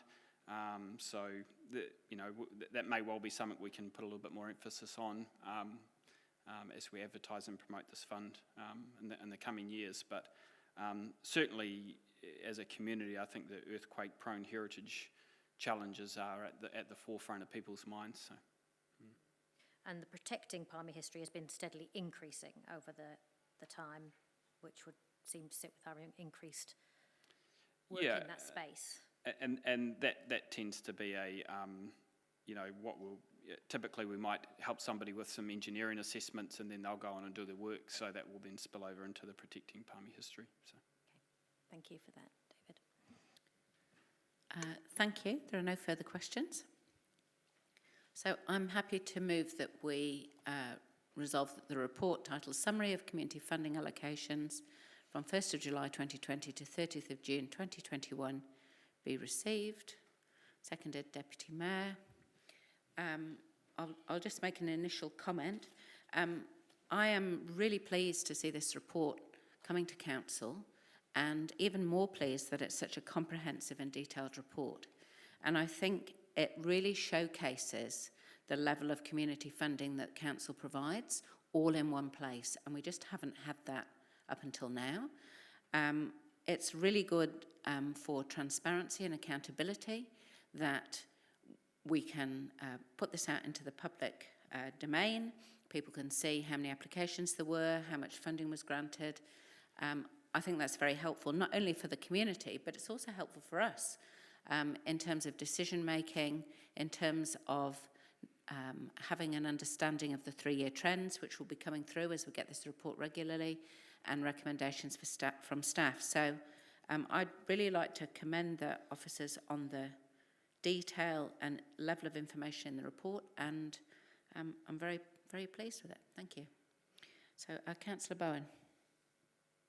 Well, yes, absolutely. Thank you to the staff for presenting this report, and it really does, it just gives a wonderful full picture of the amount of money that flows out of Council into various community groups in all kinds of different ways. I think that's what I found most interesting from the report, is the sheer diversity of the activity that we fund. I did just want to pick up on one comment that came in response to a question from Councillor Dingwall. I think one of the most significant ways that we support community funding isn't in here, but it was referenced in the conversation about that gateway to other funding that our officers provide. Often we seed fund events, we grow sectors of our community, and as they move beyond the funding envelope that we can offer, we offer a supported process into bigger and better funds, creating space in our own local funds for more and new events. And I know particularly from creative communities that that's been a really successful approach, but I know across our funding that our community really feels that support, that it's not just about finding them some money in Council, it's about finding them the best and most sustainable route to funding. And I really do want to commend officers and the team for that. Thank you. No further comments, so we'll move to vote.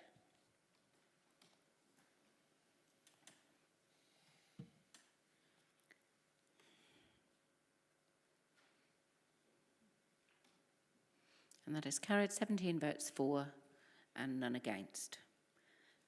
So that brings us to item 10, which is the Community Reference Group's Terms of Reference. And we have a report from Stephanie Velvin.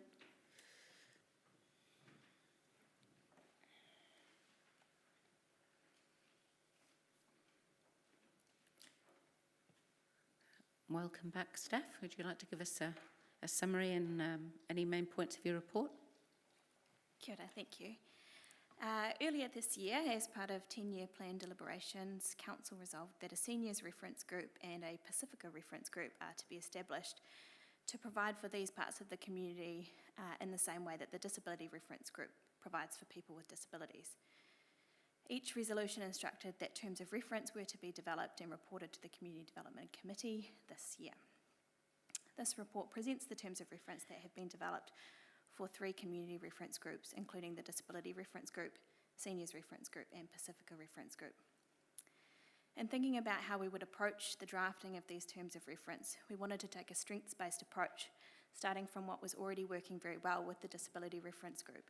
So this formed the initial basis of the document.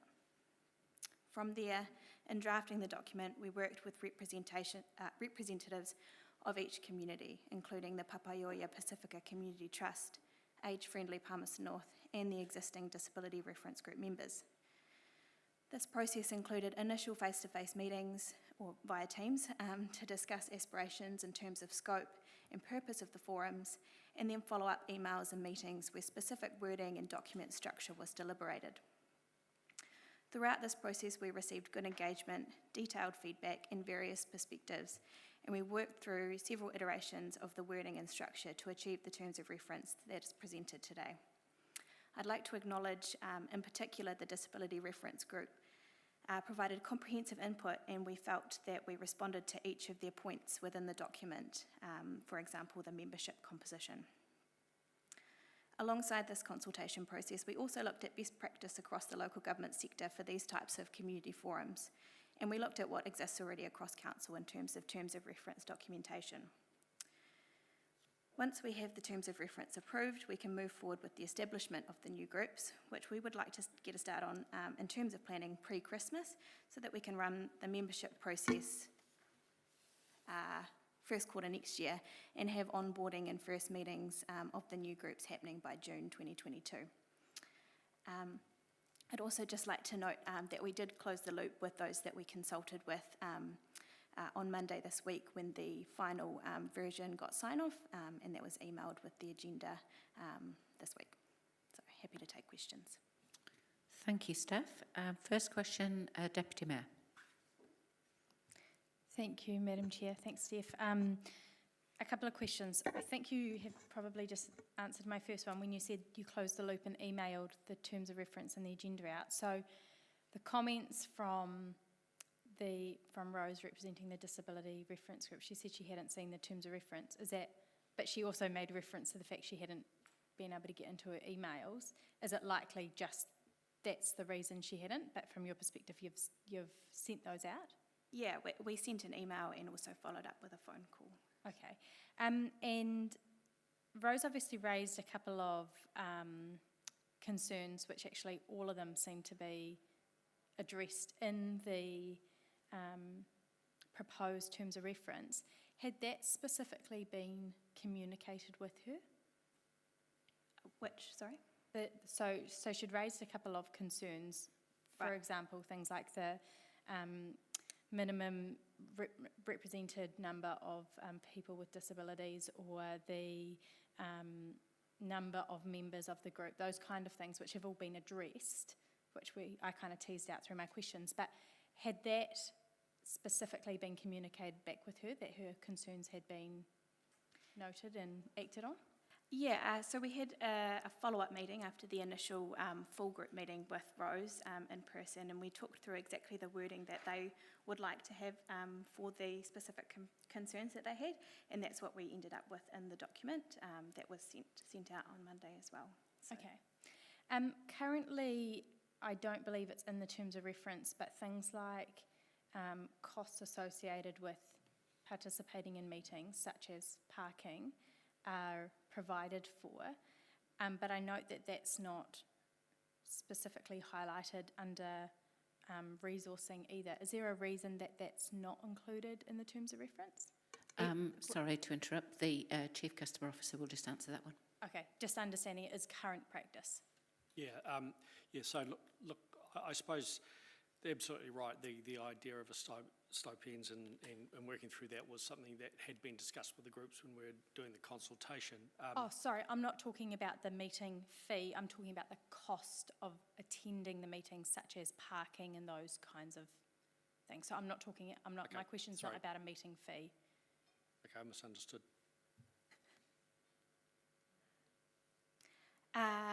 The intent is to continue with the current practice around parking costs for the Disability Reference Group.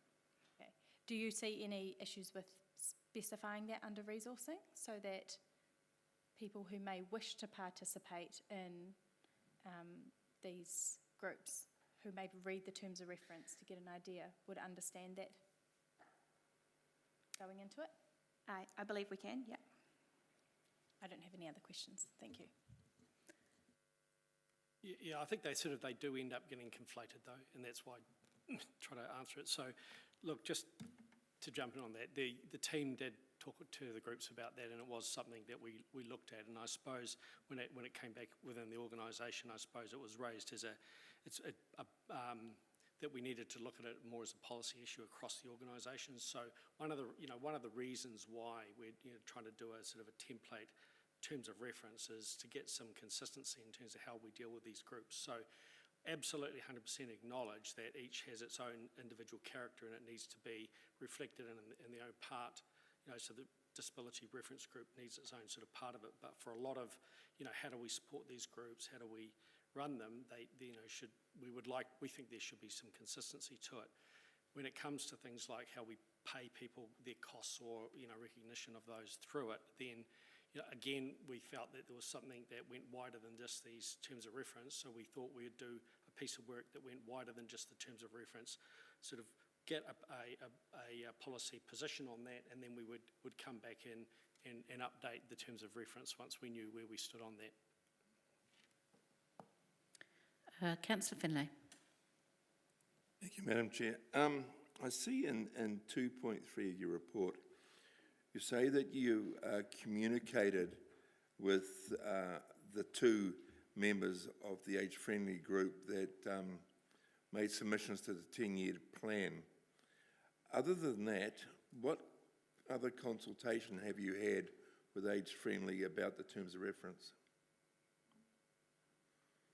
That's the extent of the consultation. Would it surprise you to know that I spoke to the chairperson at lunchtime and she had no copies of the terms of reference, didn't know anything about it, and no one had contacted her?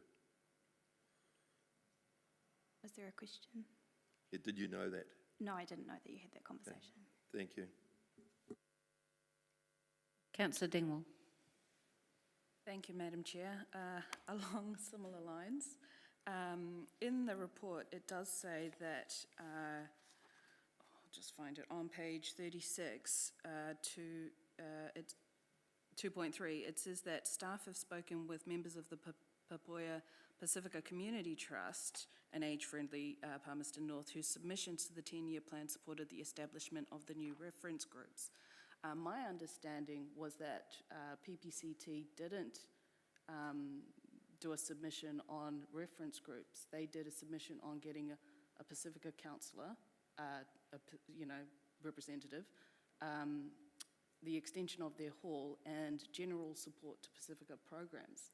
It was Tracy Mafilio on submission 436 that asked specifically for the reference group. Have you spoken with her at all? We've just spoken with PPCT, Sunny from PPCT. Okay, so you haven't actually spoken to the person who raised the issue of a reference group? I think that question's already been answered. Steph has explained who she's spoken to. Okay, so I guess my question is why did you choose to speak with PPCT rather than the person who submitted on this issue in the first place? Looking back at the consultation documents, my understanding that it was PPCT that submitted. Yeah, so that's why we spoke with them. Okay, all right, I'll leave that one. looking through, okay, so when you spoke with PPCT, what specific areas did they contribute to? It's hard to know through here how they contributed to this and what they thought of each of the different sections and yeah. Sure. So we had quite an in-depth discussion about their aspirations for the group, what they saw as the purpose and function, and then we went through section by section and discussed each part of the wording, and then there was email feedback provided as well with track changes and suggestions throughout the document. Okay. In terms of the way that the reference groups kind of support or I guess contribute to what we're trying to do here in council and vice versa,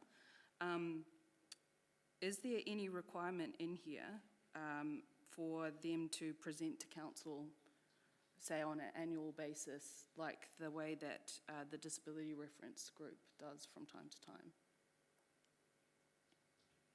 We certainly discussed that being a feature of the groups that they could choose to present, but we didn't opt to have that as a compulsory requirement in the terms of reference. But is it mentioned in the terms of reference as an option for the Pacifica group, reference group? It's not in there as they have to, but they're certainly able to. Okay. And that will be communicated by the liaison officer as well. And around the, on page 43, it talks about after the initial establishment of the reference group, no new members will only be sought if a group drops below minimum numbers. So is the idea that once you've set it up, it's the people who are on there are the people who are on there basically forever until... So what is the reasoning between going for that as opposed to, say, a 3-year term? We also discussed having a term in the document, and it was decided that that wasn't needed. And for some groups, there are leaders that have been leaders in the community for a very long time, and the groups felt that they didn't want to restrict people in their contribution to a certain term. So that was what Sunny from PPCT had said in response to this. I don't recall his exact feedback on the term, but that was the general consensus from the discussions with community representatives. Councillor Dingwall, I've got 6 people in the queue for questions. Have you got many more? Perhaps you could come back in at the end if the other questions aren't answered. Okay, thank you. Thank you. Councillor Barrett. Thank you, Madam Chair, and thanks, Stephanie, for the report and the work that's gone into it so far. Just wanted to understand in terms of how these groups first might be made sort of visible and accessible to the wider community. I have done some Googling around and have had real trouble finding any presence on our website or contacts on our website for the disability reference group. Is there a view in the future that there would be sort of a generic page or contact mechanism for groups?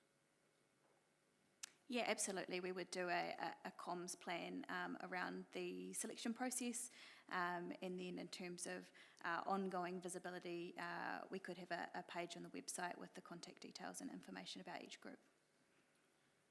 Cool, thank you. It's just to touch a little bit on the matter of meeting fees and whether or not they're sort of justified. Can you just take me through what information you've considered in terms of arriving at a terms of reference that doesn't include meeting fees?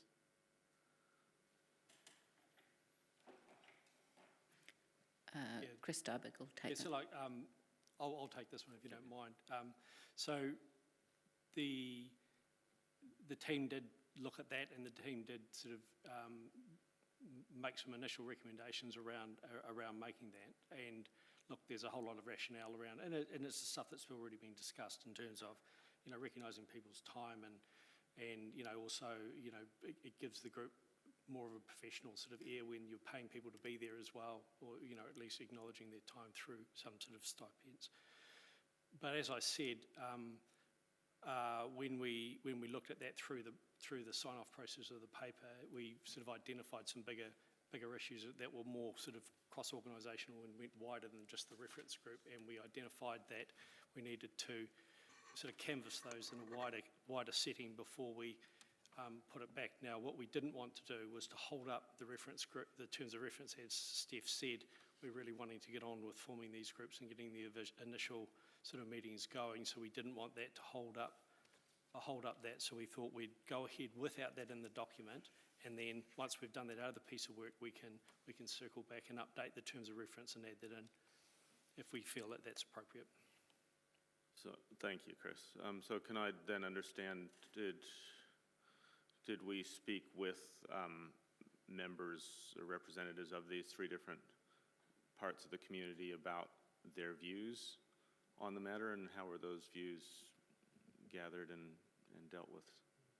So I believe we did, and it was through the consultation that Steph's been talking about.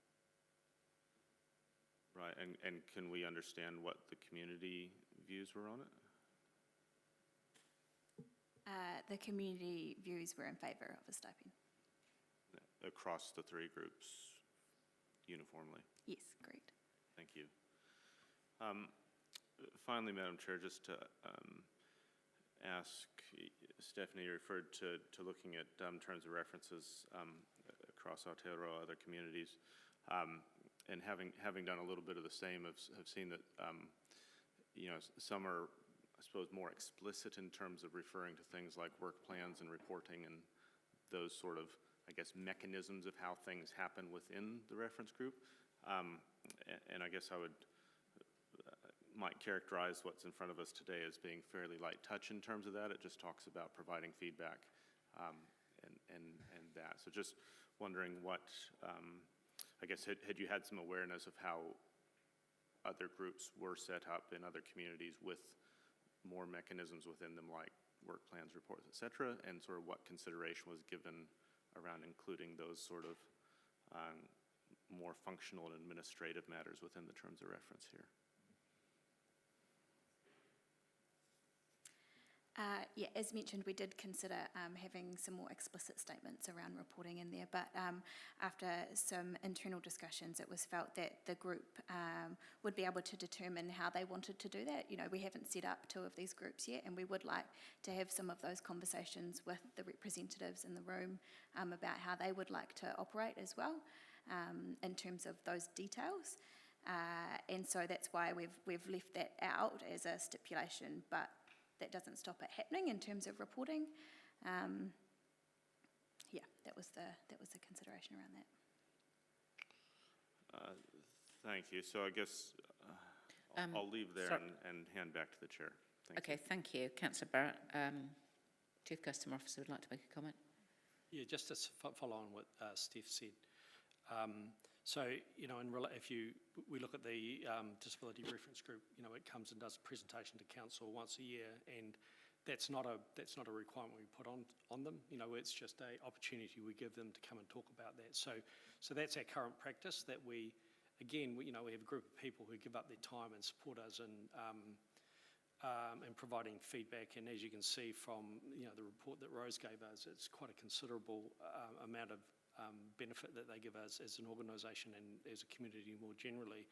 So to put sort of onerous reporting conditions on them seems a bit, you know, a bit tough. So, you know, however, you know, having the opportunity to come and talk about the work that they do, you know, seems a pretty good approach. Thank you. Councillor Naylor. Madam Chair, and thanks, Steph, for the report. Just firstly, following up the issue of having not that annual reporting included in the proposed new terms of reference. In 1.4, it says that this terms of reference would, if it's adopted, would supersede the disability reference group's existing terms of reference. So would that opportunity of reporting annually to this committee still be available to the disability reference group if this new terms of reference was adopted? Yes. Okay. Is there anything else that would be lost from the current terms of reference of the disability reference group that hasn't been transferred across to this proposed terms of reference? No. Just It would just the continue to reporting. operate in the same way. Okay.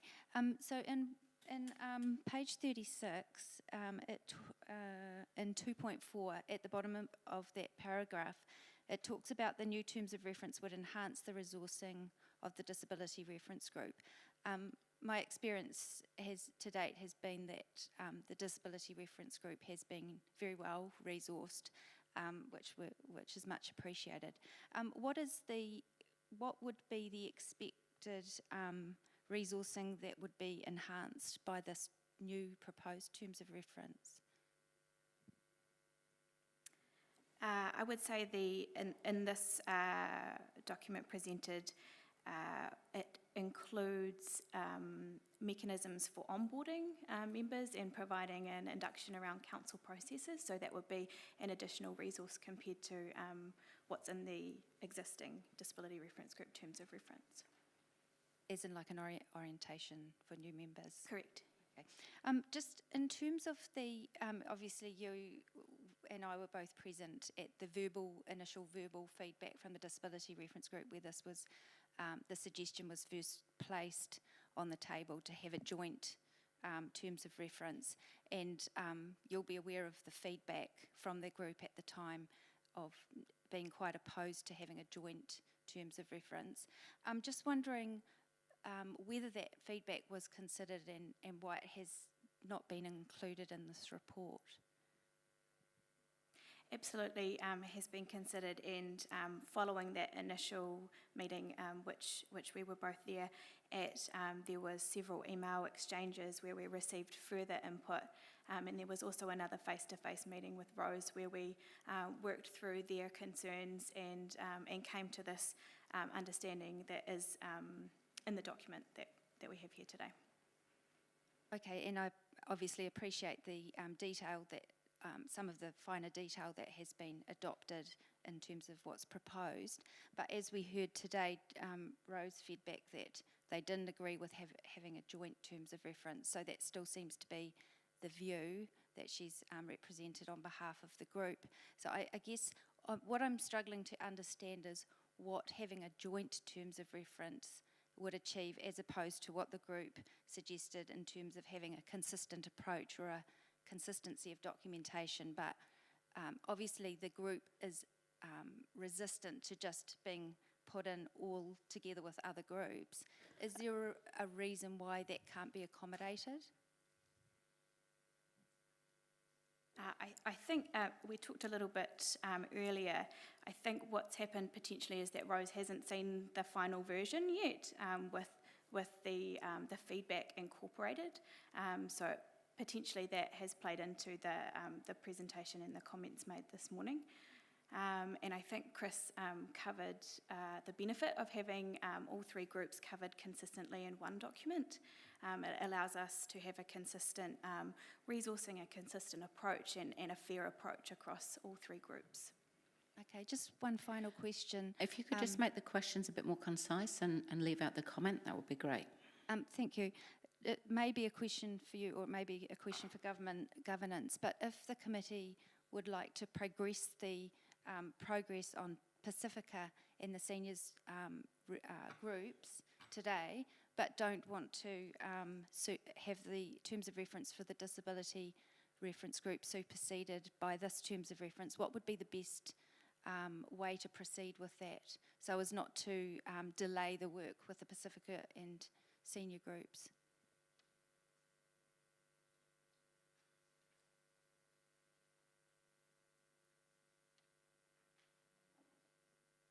Sorry, who was the question addressed to? I'm not sure if it's better for governance or the manager to answer it, but I guess what I'm asking for is some direction how whether that's possible or how that could look. Maybe I'll address that. So, look, this is off the top of my head, but so I think what we would probably need to do is, the problem is we'd probably have to go and do some editing on the current document because it is written to cover all three. So we would have to go back, redraft it so that it just covered the two. So I think there would have to be that would require another iteration.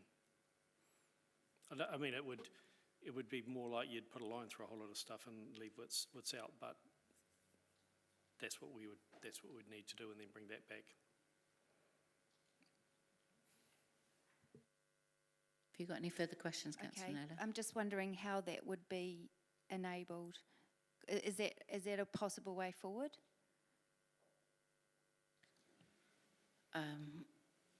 Sorry, Hannah, Governance Manager, did you wish to comment?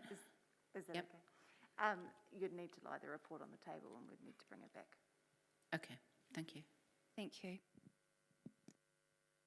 Councillor Bowen. Thank you, Madam Chair. I just have 3 areas of questions just to tidy up some of this very quickly. First, the comment you made, Chris, about bringing back a further report around meeting fees and expenses. Do we need a recommendation to bring that additional report? I don't believe so because we're intending to do that work. So you don't need, we're doing it anyway. So I'll expect to see it on the work schedule next time round. Excellent, thank you. Second, probably for you, Steph, if individual community reference groups had particular things they wanted to reflect into their terms of reference, what would be the process for them doing that?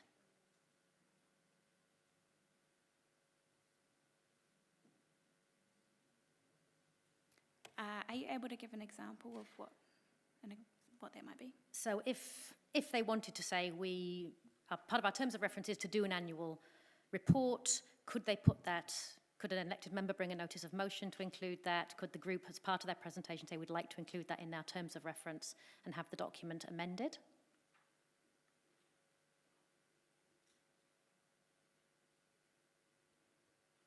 As I understand it, I was just looking for the papers, but the decision on the terms of reference is to sit with council, so it would need a council resolution to change the terms of reference, yes. So a council member could bring a notice of motion to absolutely add anything into any of those terms of reference. Okay, yes. Thank you. And my third question was, what is the community expectation about this going ahead, having got to this point? What's the time frame that the community think we're operating in now? The community representatives that I've discussed this with are very keen to get started. Obviously sooner rather than later. They want to engage with council. They want to have, share their views and have input into what's happening now at council. Thank you. Last question, Councillor Finlay. Very quick, I asked you about age-friendly before, but I forgot to ask you, who else or which other group within the age sector have you had any consultation with, please? Regarding this terms of reference document, age-friendly Palmerston North. No other group? No other group. Thank you. Thank you, Steph. That's brought us to the end of questions. Members, I intend to pause at this point for a 15-minute break, and we will come back and discuss the recommendations after the break. And I will give you advance notice that there is at least one additional recommendation coming forward. So 3:05, so we will come back at 20 past. Thank you.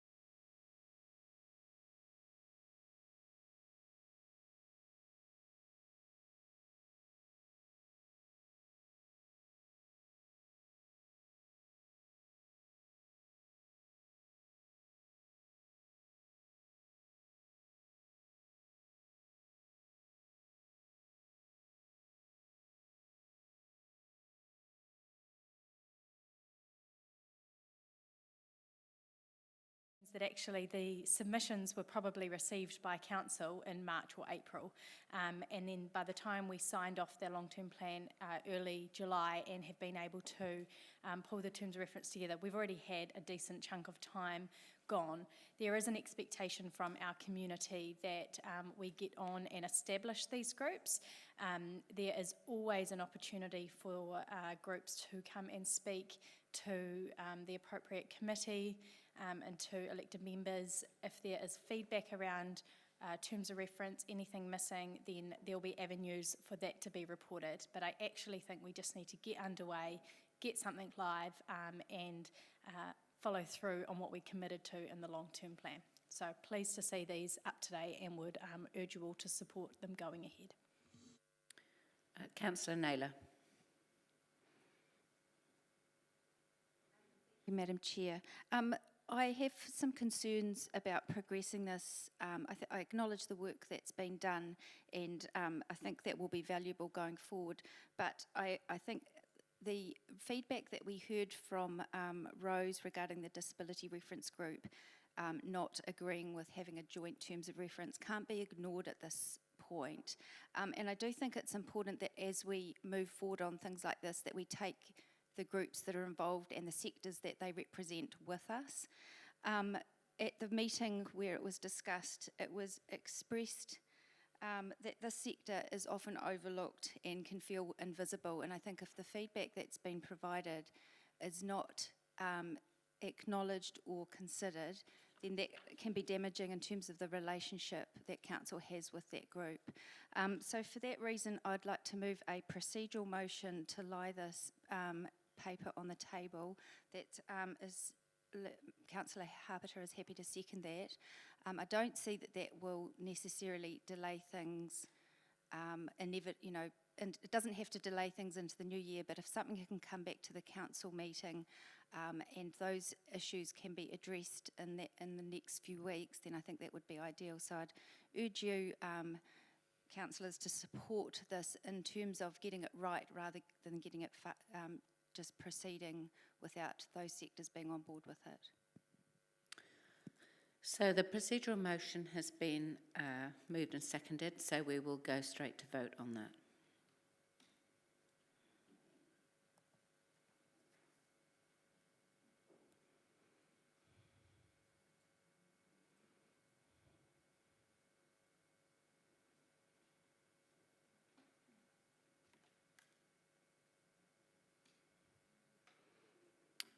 That has failed, 8 votes in favour and 9 against.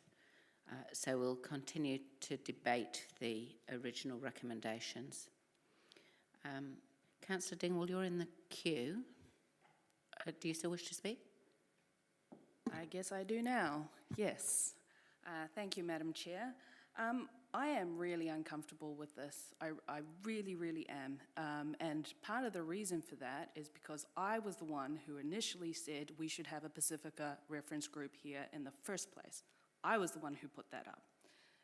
And the other issue I have is the reason I put that up is because there is a whole lot of Pacifica people in Palmerston North, and they don't all belong to PPCT. PPCT is not the only voice of Pacifica here in this city.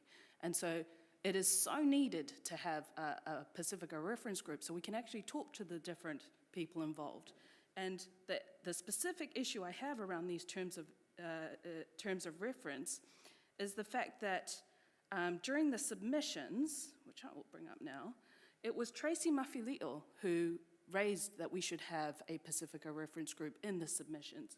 And what she wrote is it is not enough to have a Pacifica Centre and a Pacifica liaison role. There is now a proliferation of Pacifica churches, trusts, and Pacifica tagged positions in other organisations in the city. A Pacifica advisory should be established with people with the right skill sets,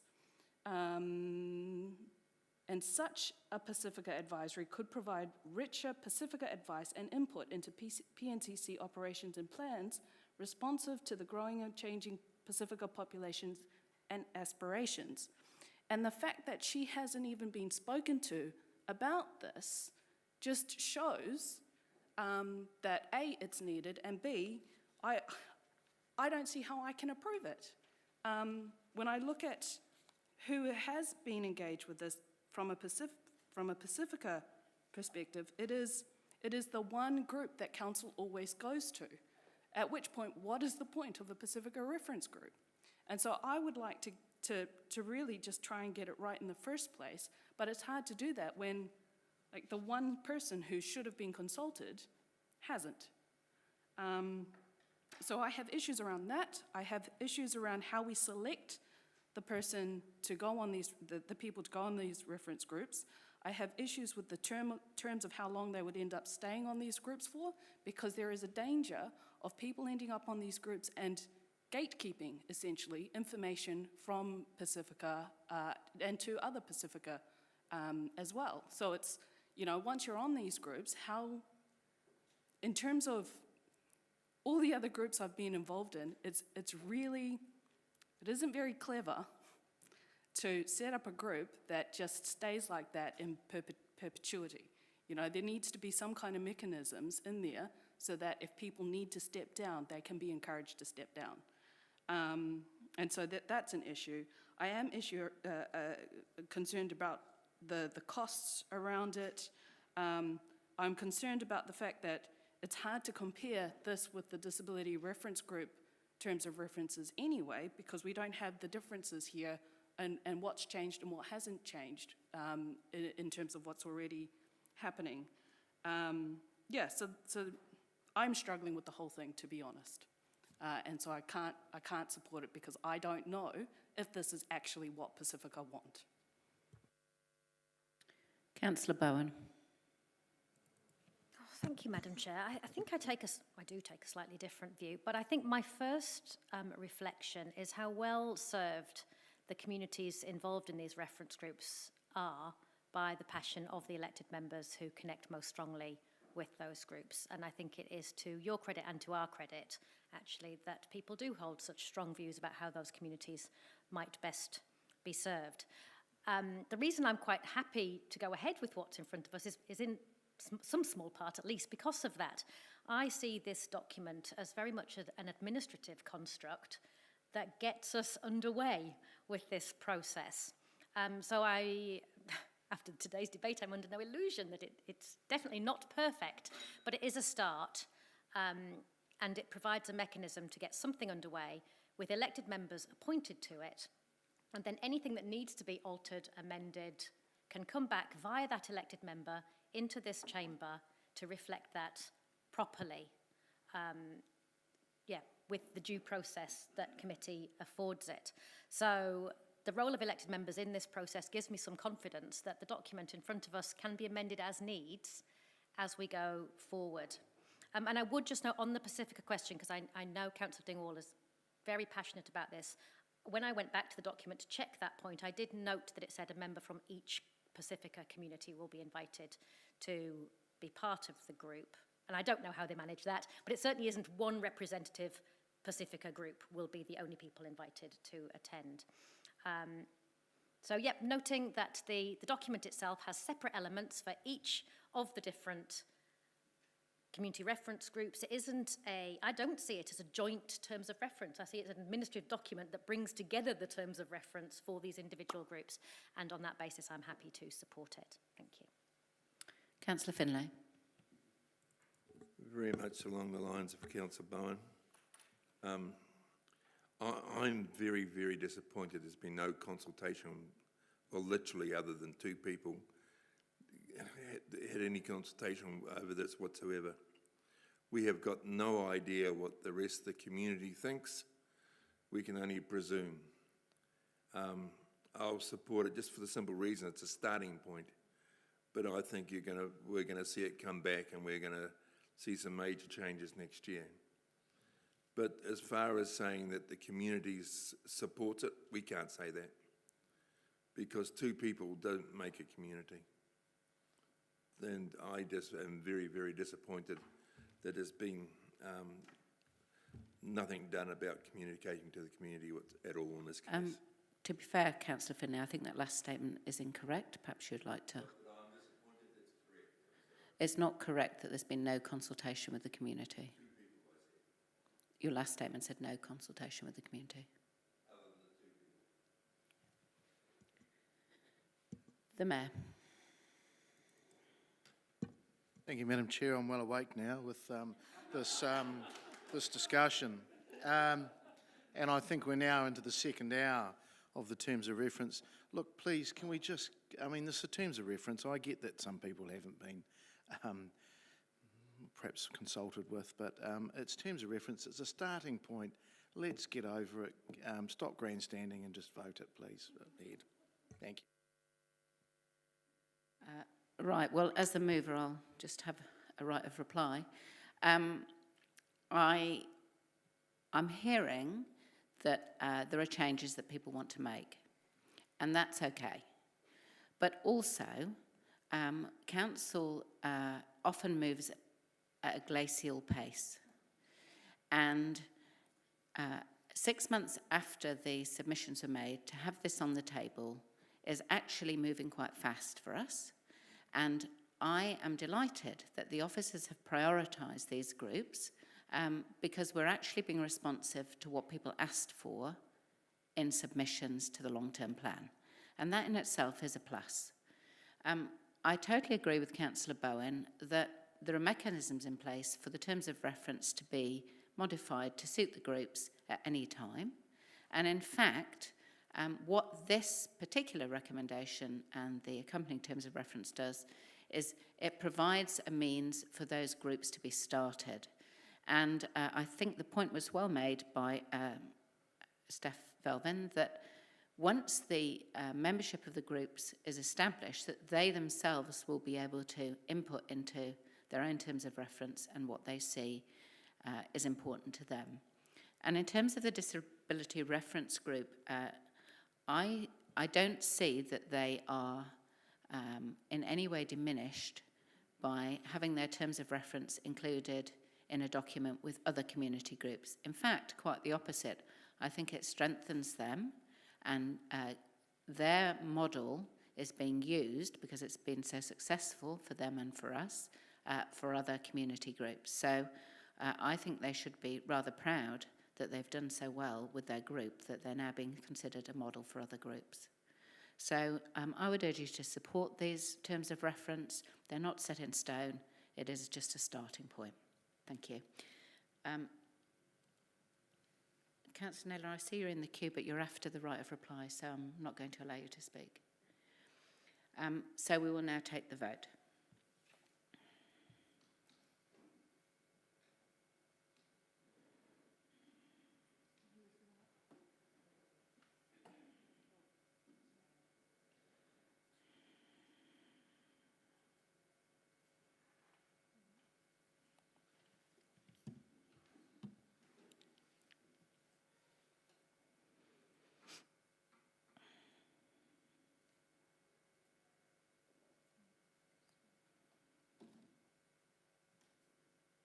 And that is carried, 14 votes for and 3 against. Right, moving along. Item 11 is the portfolio update for people and community on page 45.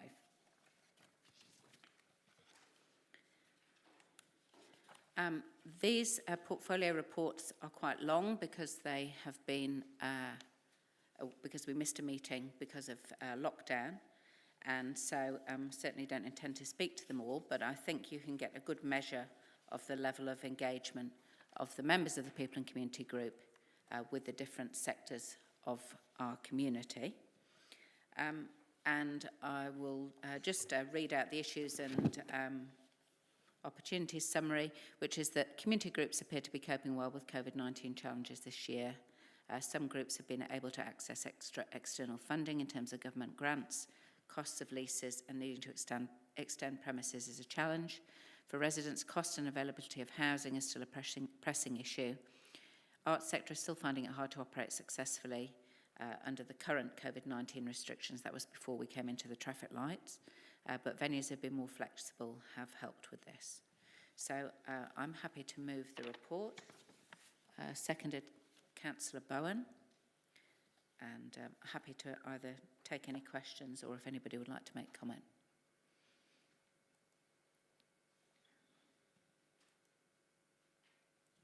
No?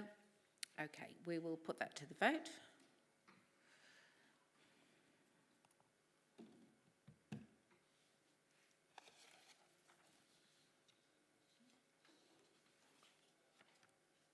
And that is carried, 17 votes for and none against. Item 12 on page 61 is the portfolio update for Safe City, and I'll ask the portfolio lead, Councillor Hancock, if he wants to make any comments. Thanks, Madam Chair. No, happy for the report to be taken as read. I just draw your attention to the summary page, which is the last page there with the 4 bullet points. Just matters which I guess are probably top of mind for under the Safe City portfolio at the present time. So I'm happy to move. Thank you. So that's moved by Councillor Hancock, seconded by Councillor Harpeter. Are there any questions or comment?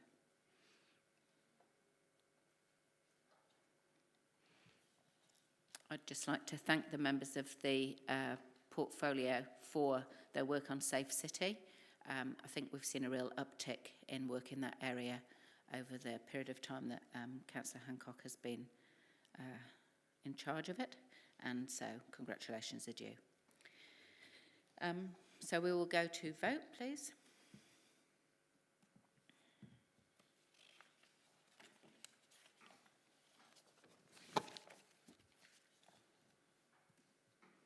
And that is carried, 17 votes for and none against. That brings us to our final item, which is the committee work schedule. And I'll ask Chris if he wants to make any comment. Yeah, sorry, I've just turned my computer off and I had a note when to update some of those dates actually. Sorry, give me a second.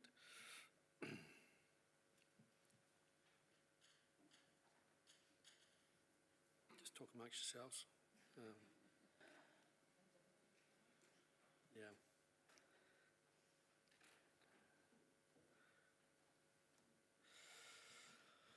Yeah, so just updating some of those dates to be more specific. So the Welcoming Communities annual report was going to come to the March meeting. The companion card, the report on that was June next year, and again that sort of relevant reference back to Rose's comment about the fact that it hasn't really operated, so we need to get a bit more time. Presentation will be about the same time frame next year, November, December, so the one that we had today, and the last one, the options for the night shelter, again, that's due to come in March. Okay. Thank you. So we'll get those updated on the work schedule. Yep. Any questions on the work schedule? Okay, I'm happy to move the work schedule be received. Seconded, Councillor Bowen. Any comment? Okay, we'll go to vote.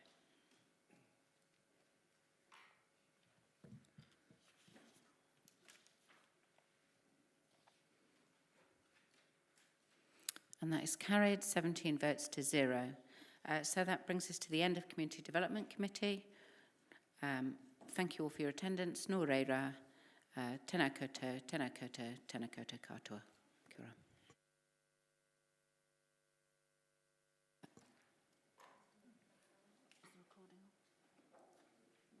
Okay. Over